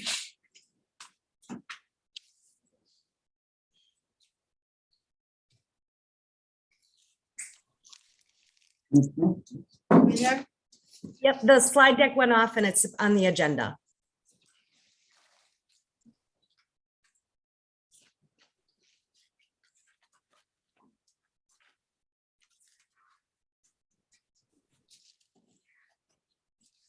All right, you can go to the next slide then, Barb. So full day 4K, we want to start smart with our children, and starting smart begins with those anti-racist practices and high expectations for all students. Next slide. We are still rooted in our commitment for Black excellence, ensuring that every student has access and opportunity to have those foundational skills. And so this is where we initially brought full day 4K in as an equity strategy in order to focus and uplift our students of color as they begin their trajectory in MMSD. Next slide. Full day 4K really centers around all three of our strategic framework goals. We want to ensure that every child begins their schooling on track, ready to graduate, career, college, or community ready. We want to make sure that our children are thriving in schools so that they begin their schooling without delayed development. And again, we're using this as an equity strategy to uplift our and focus on our targeted schools with high populations of students of color. So we wanted to make sure that those are all part of our equity goals. Next slide. So full day 4K is important. All 4K is important. Half day 4K and early education in general is important. And the reason why it's important is because all of our brain research tells us how important it is at the beginning of life that our brain is developing the quickest and the fastest way it possibly can. It's building connections very quickly at young ages. And then as children get older, those connections die off so that pathways take longer in order to make those connections. Full day 4K programming offers additional time to focus on developmentally appropriate practice to meet those individual needs of students through natural routines. We know children learn through play, and that's how they learn all of their academics. And so those natural routines are really the way those children are learning in our programs. We know that student impact is greater because the teacher has the opportunity to focus more on one full day section. So they're really building those relationships with children and families, and they're really digging in deep, focusing in on those academics. Full day 4K also provides student early learning access for working families and families in the transition education program. So families who may not be able to take part in a half-day program, as sometimes that's not conducive to working families' schedules. Next slide. So we have additional student benefits that we're finding about full day 4K as we are beginning this journey into our implementation. We're also monitoring and watching the growth of our implementation as we're going through it. We're finding that, we're able to provide children with additional nutrition because they're not only receiving one meal, they're receiving two throughout the day. We know that students are learning more self-regulation with things like quiet learning time and their natural routines that they're going throughout the day. We are also increasing our students' time to practice social emotional skills with relationship building, not only with one another, but also with other adults in the building. We're increasing those individualized academic skills through the play and exploration and natural routines, and that's happening continually throughout their day. We're also able to increase the amount of time that we focus on the fine arts and STEAM within our creative curriculum. Those components are actually built right into our curriculum. So we focus on music, we do music and movement every day. We do creative art in our creative arts centers every day. We're also focusing in on science, technology, engineering, and mathematics through our centers and through our different studies where we're really digging in deep with our project-based learning. Next slide. So I just wanted to recap for everybody an overview of where our full day 4K sites were for this year. We had 16 full day 4K sites that started at the beginning of this school year. 3 of them are actually bilingual, and the other 13 are providing English instruction. So next slide. When I talked a little bit about our curriculum, our creative curriculum actually aligns with this district initiative that we have to focus on the fine arts and STEAM within the 4K setting. Again, we do that music and movement every day in our whole group settings, as well as some of our small group settings. We are doing creative art either through our creative arts centers or any creative art projects that we are focusing in on.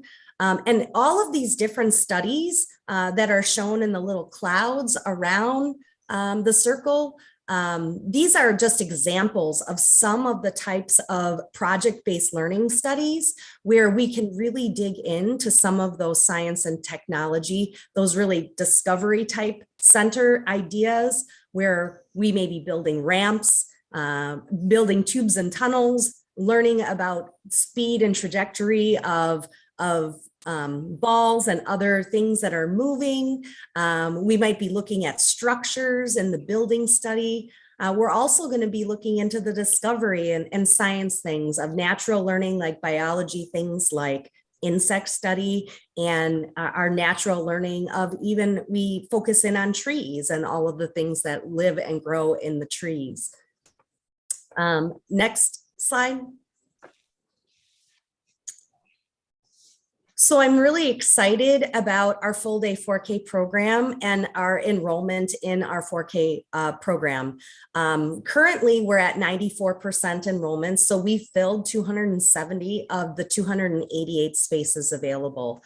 Very excited that actually 79%, as you look at this racial breakdown, I want everybody to be aware that 79% of our students in our full day 4K program are students of color. And this was one of our equity goals that we really wanted to focus in on and uplift as we were rolling out full day 4K. We have 5% Asian, 31% Black or African American, 31% Hispanic, 11% are multiracial, 21% are white, and we have 8% are special education. Next slide. As we're looking at our data, we are working collaboratively with the Madison Education Partnership in order to focus in on our full day 4K implementation. We're collecting evidence from approximately 486 students across the district.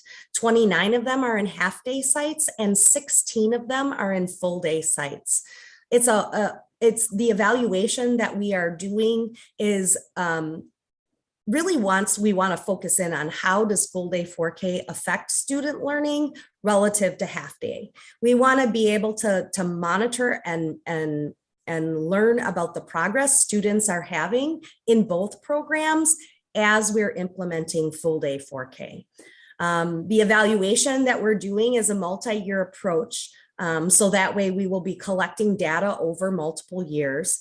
This first year, we began with the quantitative data, looking at some scores for the students at the beginning of the year.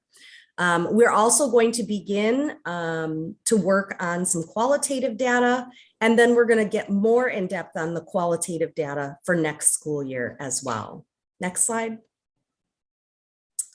So these are just a couple of the assessments that our evaluation has been using this year. So 2 of the assessments are collected by the Madison Education Partnership graduate students that we're working with students at the beginning of the year. They came in at the beginning of the school year before our teachers really had a chance to dig in deep with any of the academics or other curriculum or assessments. And so they met right at the beginning of the year to do the Woodcock-Johnson and the head, shoulders, knees, and toes. The PALS and the TS Gold are an assessment that our teachers actually do throughout this school year. Gold is done 3 times throughout the year, at the beginning, middle, and end of the year. And then PALS is actually done at the beginning and end of the year, and that looks at literacy. Next assessment. So our full and our half-day samples differed on demographic characteristics, which is one of the things that we were looking as an equity goal. We really wanted to make sure that we were focusing our full day 4K sites in the correct places, that we were serving the students that needed help the most. And so because we are phasing in this full day 4K to maximize equity, we were really focused in selecting schools with high proportions of economically disadvantaged students and students of color. And so in line with this, what our evaluation has found out for us already is that our full day sections have higher populations of Black and Latinx students. On average, the students in full day classrooms have more parents with no post-secondary education, and our full day sections serve more students that are eligible for free and reduced lunch so far. Next slide. So this is our baseline data. This is data that we took right at the beginning of the year. MEP will come back in springtime, and they will actually collect student data from the same students. And I can't say how important that this evaluation is in monitoring our implementation, but also guiding what we're doing to ensure that what we're doing is creating those outcomes that we're looking for it to be doing. We would not have the time or the capacity in order to be able to do this work on our own. And I know with implementing full day 4K in my previous district, this data piece and this collaboration around data and the data collection was what we were really missing in order to answer questions that people had about the full day 4K program. So this data, again, is the beginning of the year. So right at the beginning, this is how our students are coming to us. So if you look at the 2 graph charts, the first one is about the Woodcock-Johnson applied problem scores. The second one are the PALS scores. So one is a math, the blue is the math scores, and the kind of pinkish color, that is our literacy scores. And so the shaded areas in the background are our half-day programs. The darker lines are our full-day programs. And so on all measures, students in the full-day sections scored lower on average than those in our half-day sections when they entered 4K. So these scores are really showing us that we're hitting our equity goal and that we're meeting the needs of those students who really need this intervention the most. Next slide. We know that what we're doing is really exciting, and those we have community collaborations that are also supporting full day 4K and early literacy within our programs. So Roots and Wings and AmFam have donated over $200,000 to our programs this year in helping us ensure that all the supplies and materials are ready and in our full day 4K classrooms. We're also aligning with the early literacy and beyond, so that way we can make sure that we are also following the science of reading, looking at the EC letters training, and creating literacy kits and social emotional development kits in order to ensure that our students are getting all of those things that are really important in 4K. 4K is really about a whole child approach. So it's not just one area that you can focus in on. You really have to be able to focus in on all of those developmental learning areas. And our community partners are providing the funding for us to be able to do that. Next slide. So next year, we are planning to expand our full day 4K programs, and we are going to expand not only in our school sites, but also our community partner sites. So we will be adding 4 additional schools. 3 of them will be Title I schools, and one of the schools has a high TAP population, so transition education program population.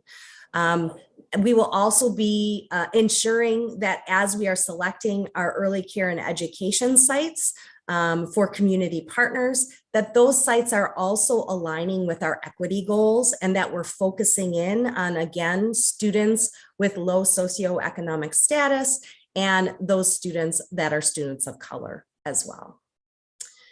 We are also going to be adding a coaching piece. I heard in the previous presentation just about how are we providing that support for classroom teachers.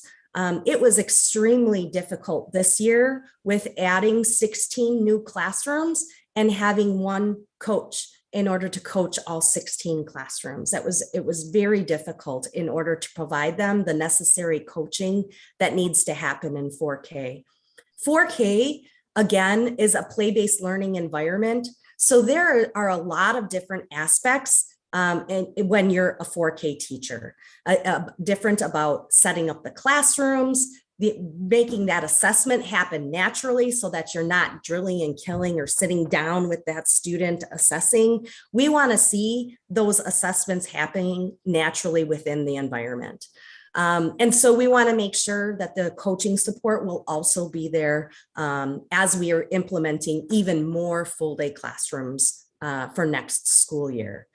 So next school year, this school year, we had 16 full day classrooms, and next school year, we will be up to 27 full day classrooms. Next slide.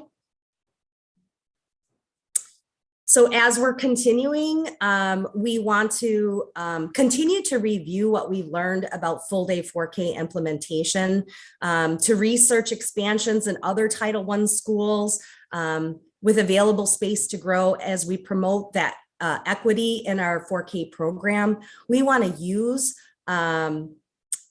what we're learning with the Madison Education Partnership in order to make sure that we're following outcomes for children, but we're also following outcomes for our implementation and ensuring that if we're not doing what we set out to do initially, that we make sure that we change our trajectory and we start moving into a different direction. So again, it's really important that we are monitoring the success of the implementation and that we're monitoring student outcomes and program-wide outcomes.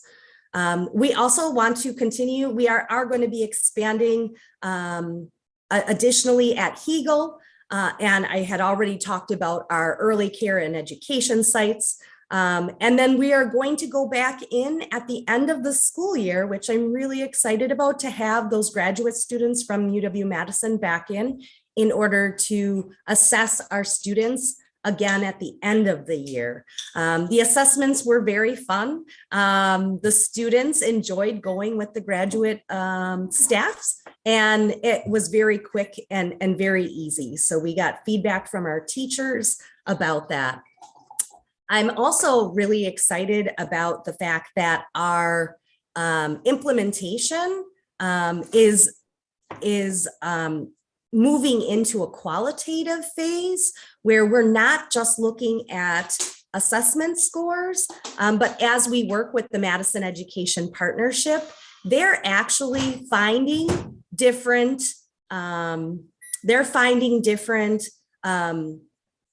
funding sources for our assessments to happen. So that way, the funding is not just coming from Madison, but it will also be coming from other sources as well.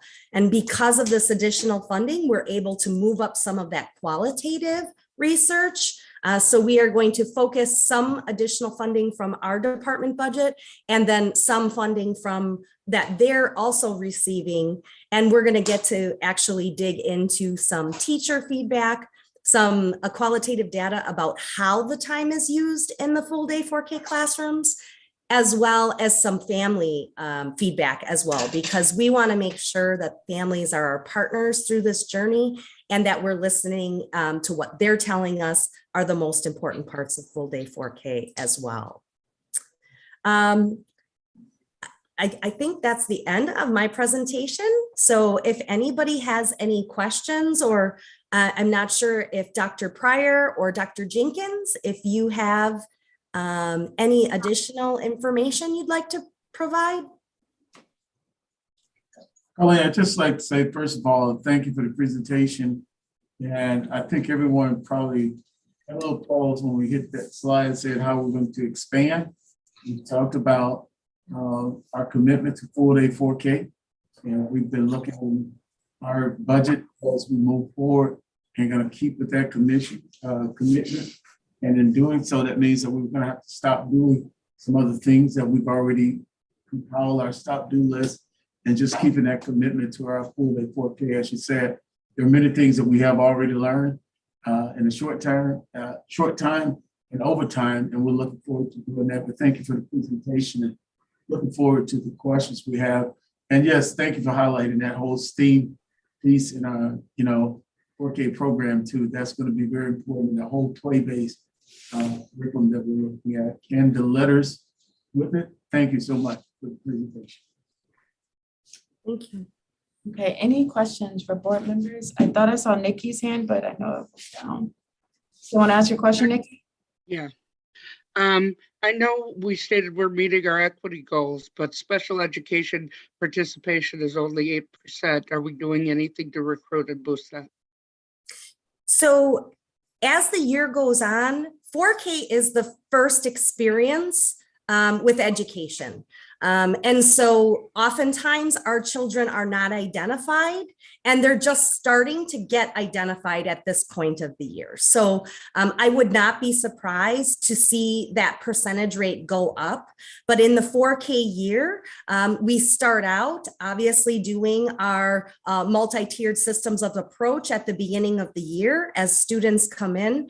Sometimes it's experiential, where children have not had any experiences, but that's not necessarily a disability. And so within 4K, it takes a little bit of time at the beginning of the year to identify students, do some of those multi-tier systems of approach, and then we move into that evaluation process as part of those conversations. So they're already having student support team meetings throughout the district, and that number may continue to grow.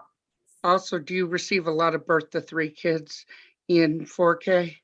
So some have had some education through that, correct?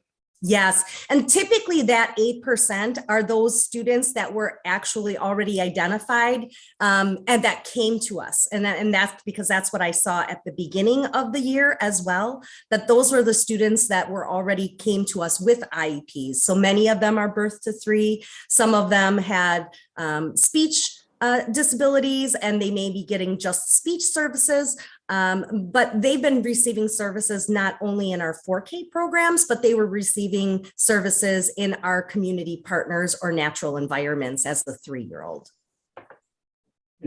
One thing I would add to this though, if we do the job we should do in 4K, we won't over-identify students. We begin to recognize that students bring different strengths to the table. They may not be at the same place where they began, but we can identify it correctly in all students. That's a part of the whole anti-racist piece that we're talking about. We're raising the expectation, raising the bar for everyone. And sometimes students may come to us with a different language. They may come at some point where they in the past have been identified as special ed, and we realize it's just that they haven't had the experience. And so hopefully the goal for us is to use this 4K to really lift up and to begin our process of just totally just desegregating our classes right there where it begins a lot of the time. Thank you. Savian, I saw your hand. I'm good. Okay. Any other, go ahead. Thank you so much for this presentation. This was great. I think this is one of the most important things that we are doing as a district. I just have a couple questions. The first one is that this goes back to kindergarten. I hear often from parents and teachers that as we moved from half day to full day kindergarten became increasingly academic and kind of stressful on kids. And so I'd like to know what we're doing to prevent that with full day 4K. And more than that, are there lessons we're learning from full day 4K that we can integrate into kindergarten to actually address some of the issues we're seeing with kindergarten being less fun and less play-based than it was a decade ago? I absolutely love that question. So our 4K program and the curriculum that we use is extremely focused on play-based learning, which I feel like is really important in guiding our program so that it does not become too academic. Academics happen in 4-year-old programming through everything they do. When they line up, when they're counting, when they shut the light on and off, and the teacher is just, doing something simple like on begins with O and off begins with O. When they say simple things like that are incorporated in their natural routines, that's when it's really important to focus in on. When I look at kindergarten classrooms, I am hoping that what I learned through our science of reading and through the letters training is that there isn't a difference. Like, we are doing the science of reading training right along with our kindergarten folks. And what it's saying is the same thing. There's a developmental progression and children learn through hands-on based activities. So it's really important that we focus in on those skills. So I'm working regularly and talking with the kindergarten level to make sure that what we're doing is aligning, but I'm not willing to give up my early learning environment or ideals in order to say that we need to be more focused. What we need to do is be more purposeful about what we're doing within our play environments. That's really important. Engaged kids are kids that are having fun, and they're kids that are learning. And so it's really about building those relationships and making kids have fun at school to make sure that those academics are in. Because if the students aren't in our classrooms, they're not learning our academics. So this is a related question. I know that our 4K classrooms often pull students from multiple schools and not just the school where the 4K site is located. And at the same time, I also know that when we had half-day 4K, often 4K felt like a separate school from the rest of the school environment. And I'm wondering if we have any sites where we could possibly experiment with mixed age 4K and kindergarten classes to help incorporate 4K into the overall culture and community of the school. Like, it may not work in a place where most of the kids are going to leave and go to different schools for kindergarten, but if we had a site or two where most of the kids are staying through kindergarten, a mixed age classroom would ensure that our 4K kids know a class ahead of them and know a class behind them by the time they get to first grade, and really incorporate them into the community of that school in a meaningful way. So right now, the way our 4K program is set up is that we do have a system of overflow, because we don't enroll 4K the same way that we enroll every other grade level. And so there has to be the system of overflow. For us to be efficient and effective in our enrollment process, we need to make sure that we have enough spaces to cover the students that come to us, but not have too small of groups in certain locations. So yes, so in some of our programs, we have the system of overflow. So when our spaces fill up, and then they will go to another school. In our full day programs, what we did do though is we limited, and we said that if you don't live in that attendance area, then you're not able to go to that school. And so we kind of took part of that piece out, where sometimes certain sites fill up because they're desirable sites. And then the attendance area students who enroll last aren't able to enroll there. And then they're overflowed to another location. So we took that out of the mix, and we actually, which is why some of our spaces, our sites still actually do have room. We've been full in many of our full day classes, but we know that in our schools with the with high proportions of low socioeconomic students, within those schools, we have some transient populations that move from one school to another school throughout the year. And so the really great thing is that we actually were full in our programs. Students have moved to other schools that they've been able to get into programs. And as new students move in, they're able to enroll and get into those full day classes as well. So that's really exciting that we're meeting that need. We don't do any type of multi-age classrooms in our school sites. We do have some multi-age classrooms at Head Start, which are one of our 26 community partners. We actually have 6 Head Start sites where they do some multi-age classes. So again, you know, if we were going to do some type of multi-age thing with 4K and 5K, and with the full day, it may be more possible, but with the half day programs and the full day, it's not really possible. The timings, they just aren't the same. So as we move to more full day sections, I would just love to see us like down the road think creatively about how we could make that work. I think it would really help increase our very youngest students' sense of belonging in their schools, and that's so important at that age. My last thing is just a comment. And that is, you know, as we move into challenging budget years down the road for MMSD, one of the things that can help us is enrollment. And one of the things that can help our enrollment is for the legislature to count our full day 4K children as full day students and not as part-time students. Is there anything that the district is doing to try to advocate for this? Is there anything the board can be doing to advocate for this? And where are we at in terms of statewide advocacy to try to get this very important legislation through? Yeah. So oh, sorry. Yeah, let me go ahead, Colleen. Yeah, this is right. Up my alley with the Big 5 superintendents, we all are. And we're bringing other superintendents in it as well. This 0.6 versus the full FTE is necessary. It helps, district helps our families, our children. Once we can have this accounted appropriately, it helps the district stabilize.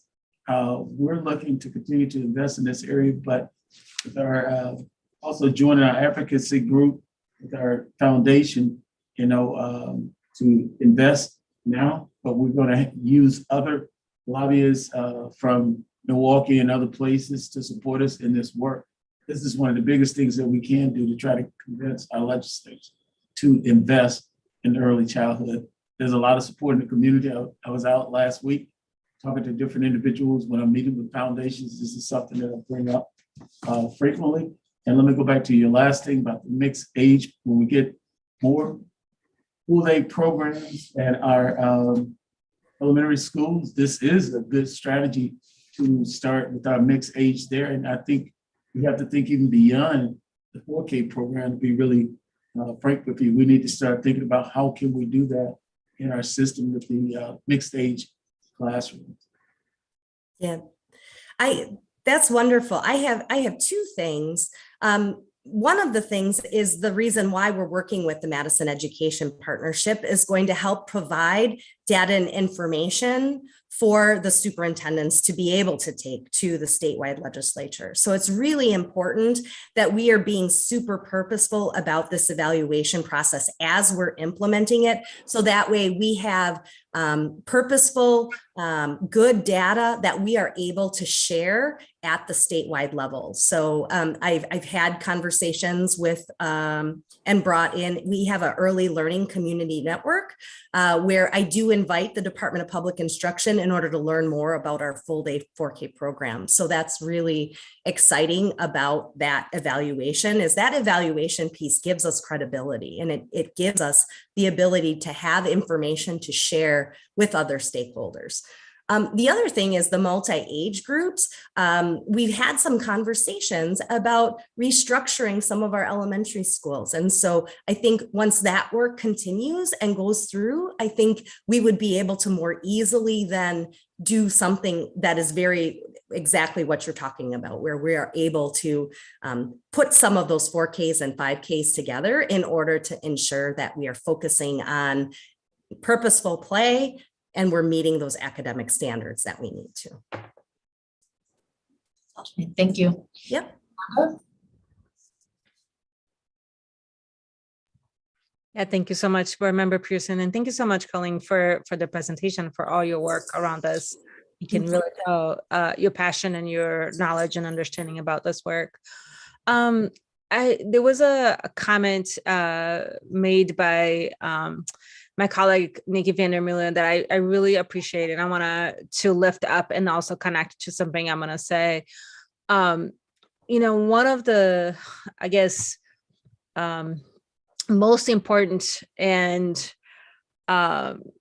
connections to, I guess, the business model, I would say, very respectfully, around ending racism, in particular ending institutional racism, is that racism adds to the expansion, adds to the expenses of every day, aside from dehumanizing large groups of people. And there was a comment around, you know, disproportionality, that people don't understand that disproportionality is not about the fear of not serving students, is to actually make sure that we are serving students in the ways that they actually need.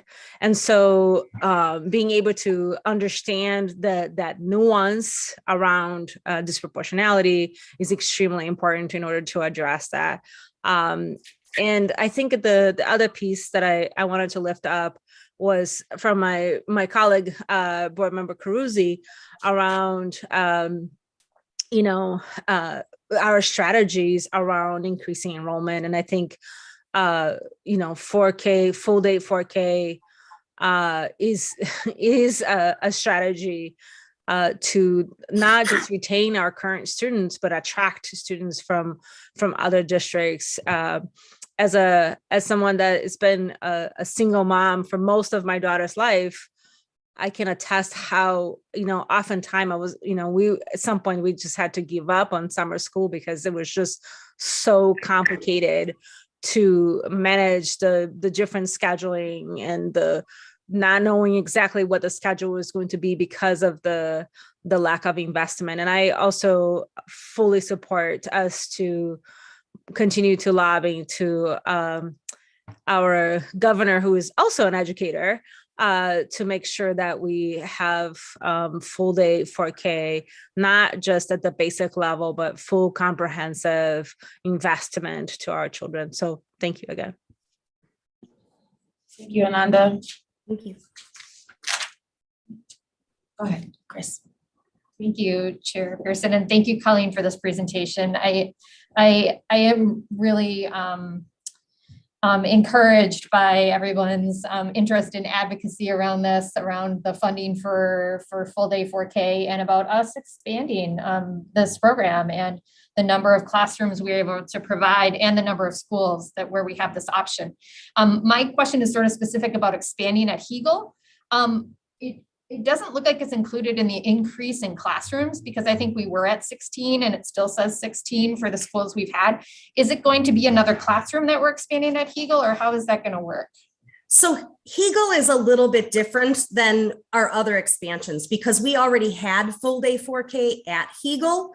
And so the numbers are a little bit off because we are actually changing Hegel from 1 full day and 2 half-day classes to 2 full day classes for next school year. What we found was that we had an equity issue at Hegel between our full day classroom and our half-day programs. And so in order to ensure that all Hegel's residents, all of the students that are enrolled at Hegel have that opportunity to take part in full day 4K, we wanted to make sure that, you know, we had 2 full day classrooms there instead of just the 1. So it's a little bit different because it's not identified as a site that's adding full day because they already have full day. So it's one of those. That's why we wanted to make sure we added that information in at the end of the slide to mention Hegel as well, because that is actually part of our allocations numbers.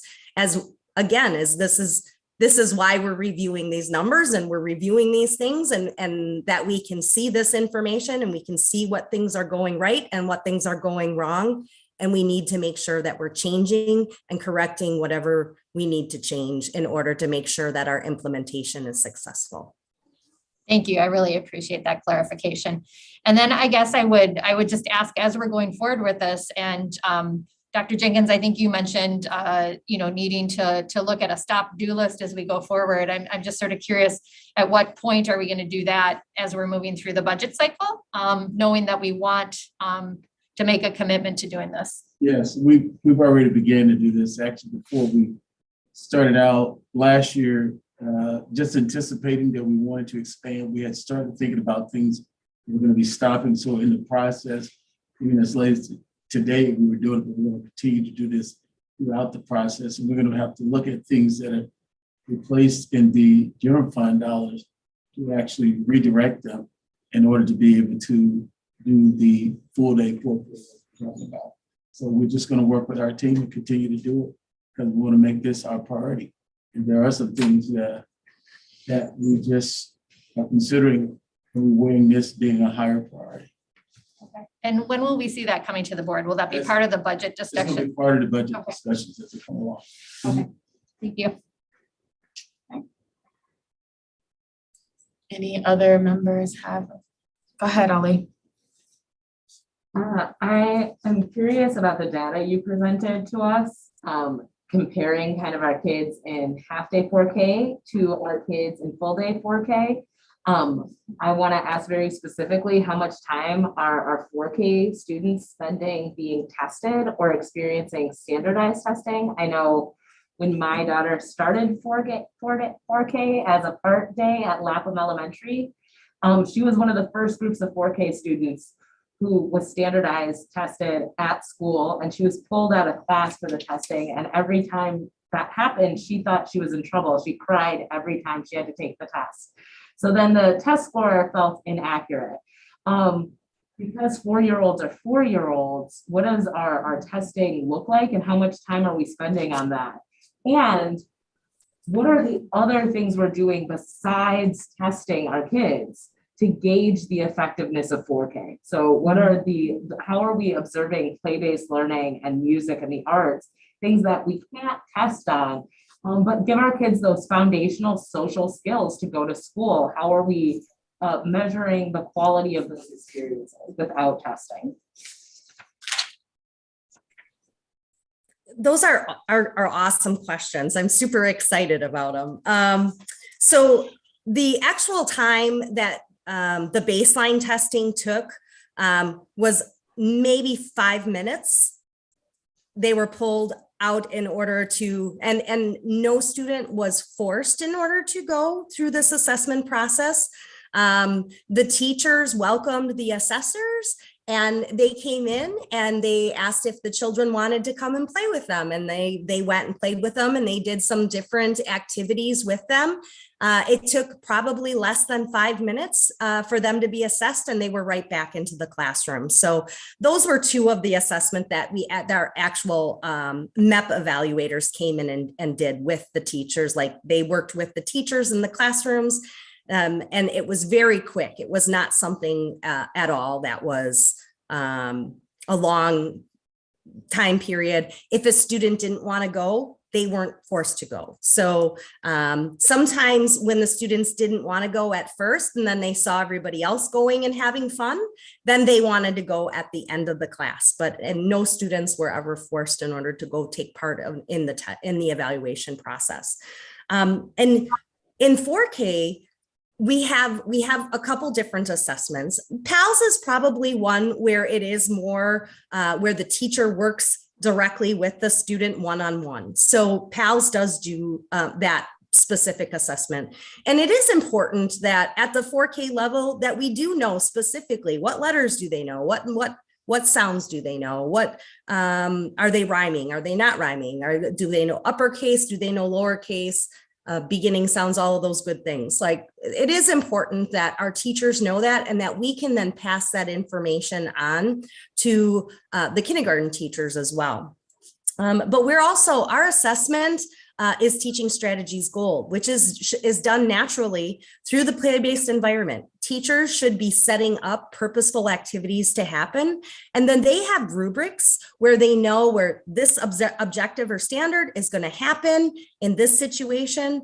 And then they should be documenting that and taking anecdotal notes about those assessments so that you're not pulling students. Early learning students don't learn, they don't assess well through a direct assessment like that. So it's really about the teacher understanding not only the play-based environment, but they need to understand all of the academic standards that they're teaching so that those things can happen naturally. And then they can be documenting that those things are happening. And so they have a lot of resources in order to be able to make those things happen naturally within the classroom.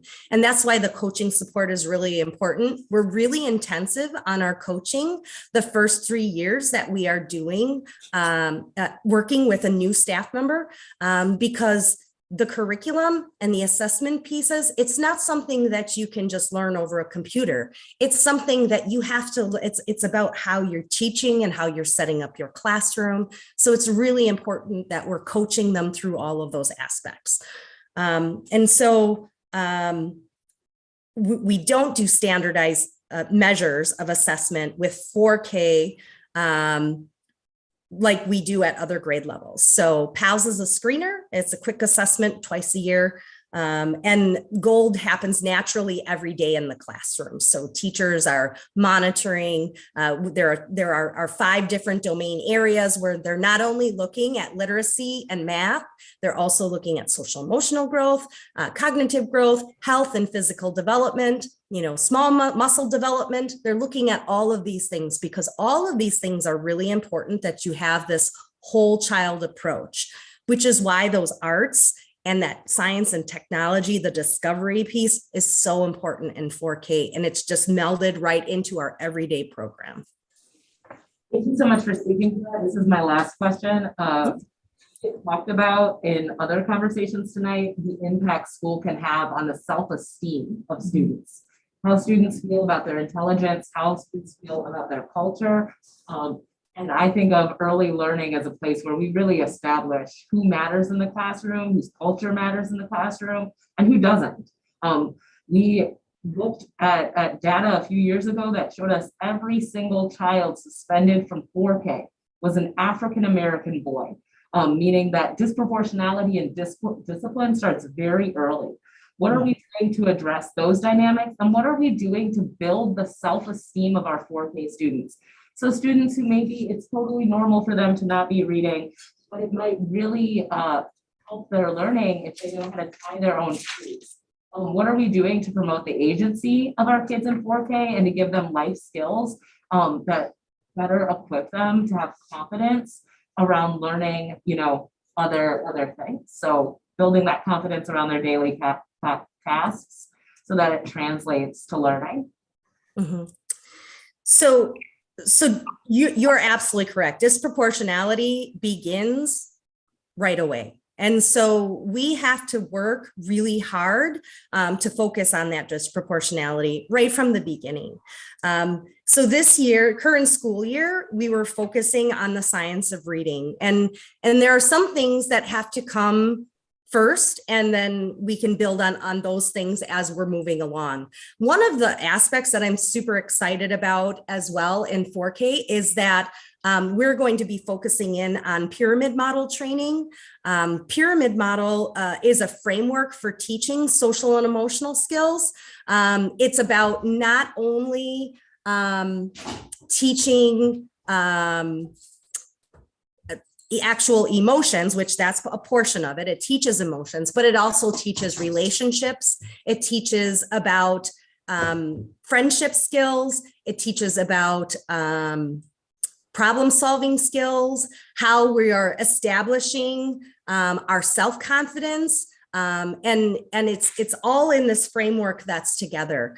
Part of our funding from AmFam is actually going to help us provide visual support kits that are really going to focus in on social emotional development. So this year we were really focusing in on letters and the literacy piece, so that we have that background knowledge of the science of reading. That way we can align with what our kindergarten through 5th grade is doing as well.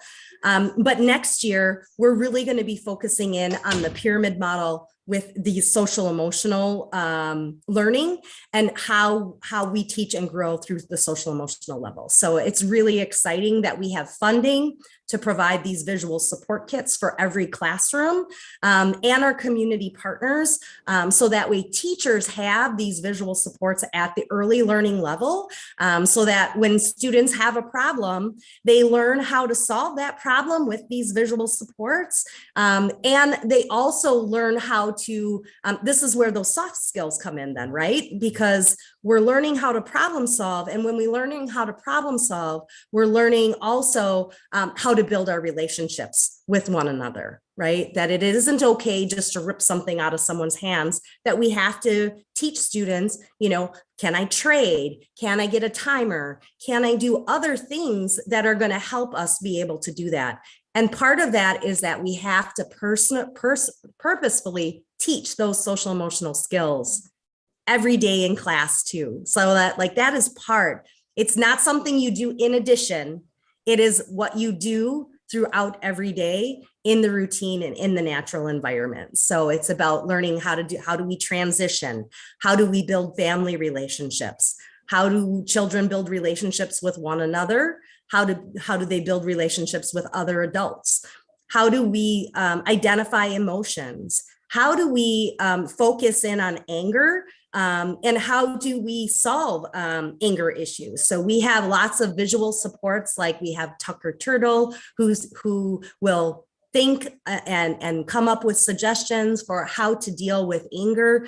We have Buzzy Bee, who says, be safe and be kind. And we can incorporate all of these visual support tools throughout all of our daily routines to make it more fun and also more engaging for all students. And so when that becomes the normal language about, you know, I need to stop and think of a new solution, like maybe I need the solution cards to go get a problem solved, that helps students make those connections, which then after you're done using those visual supports, you can then move into doing those problem solving skills on your own at a later time. So, but it's really important that we have these visual supports.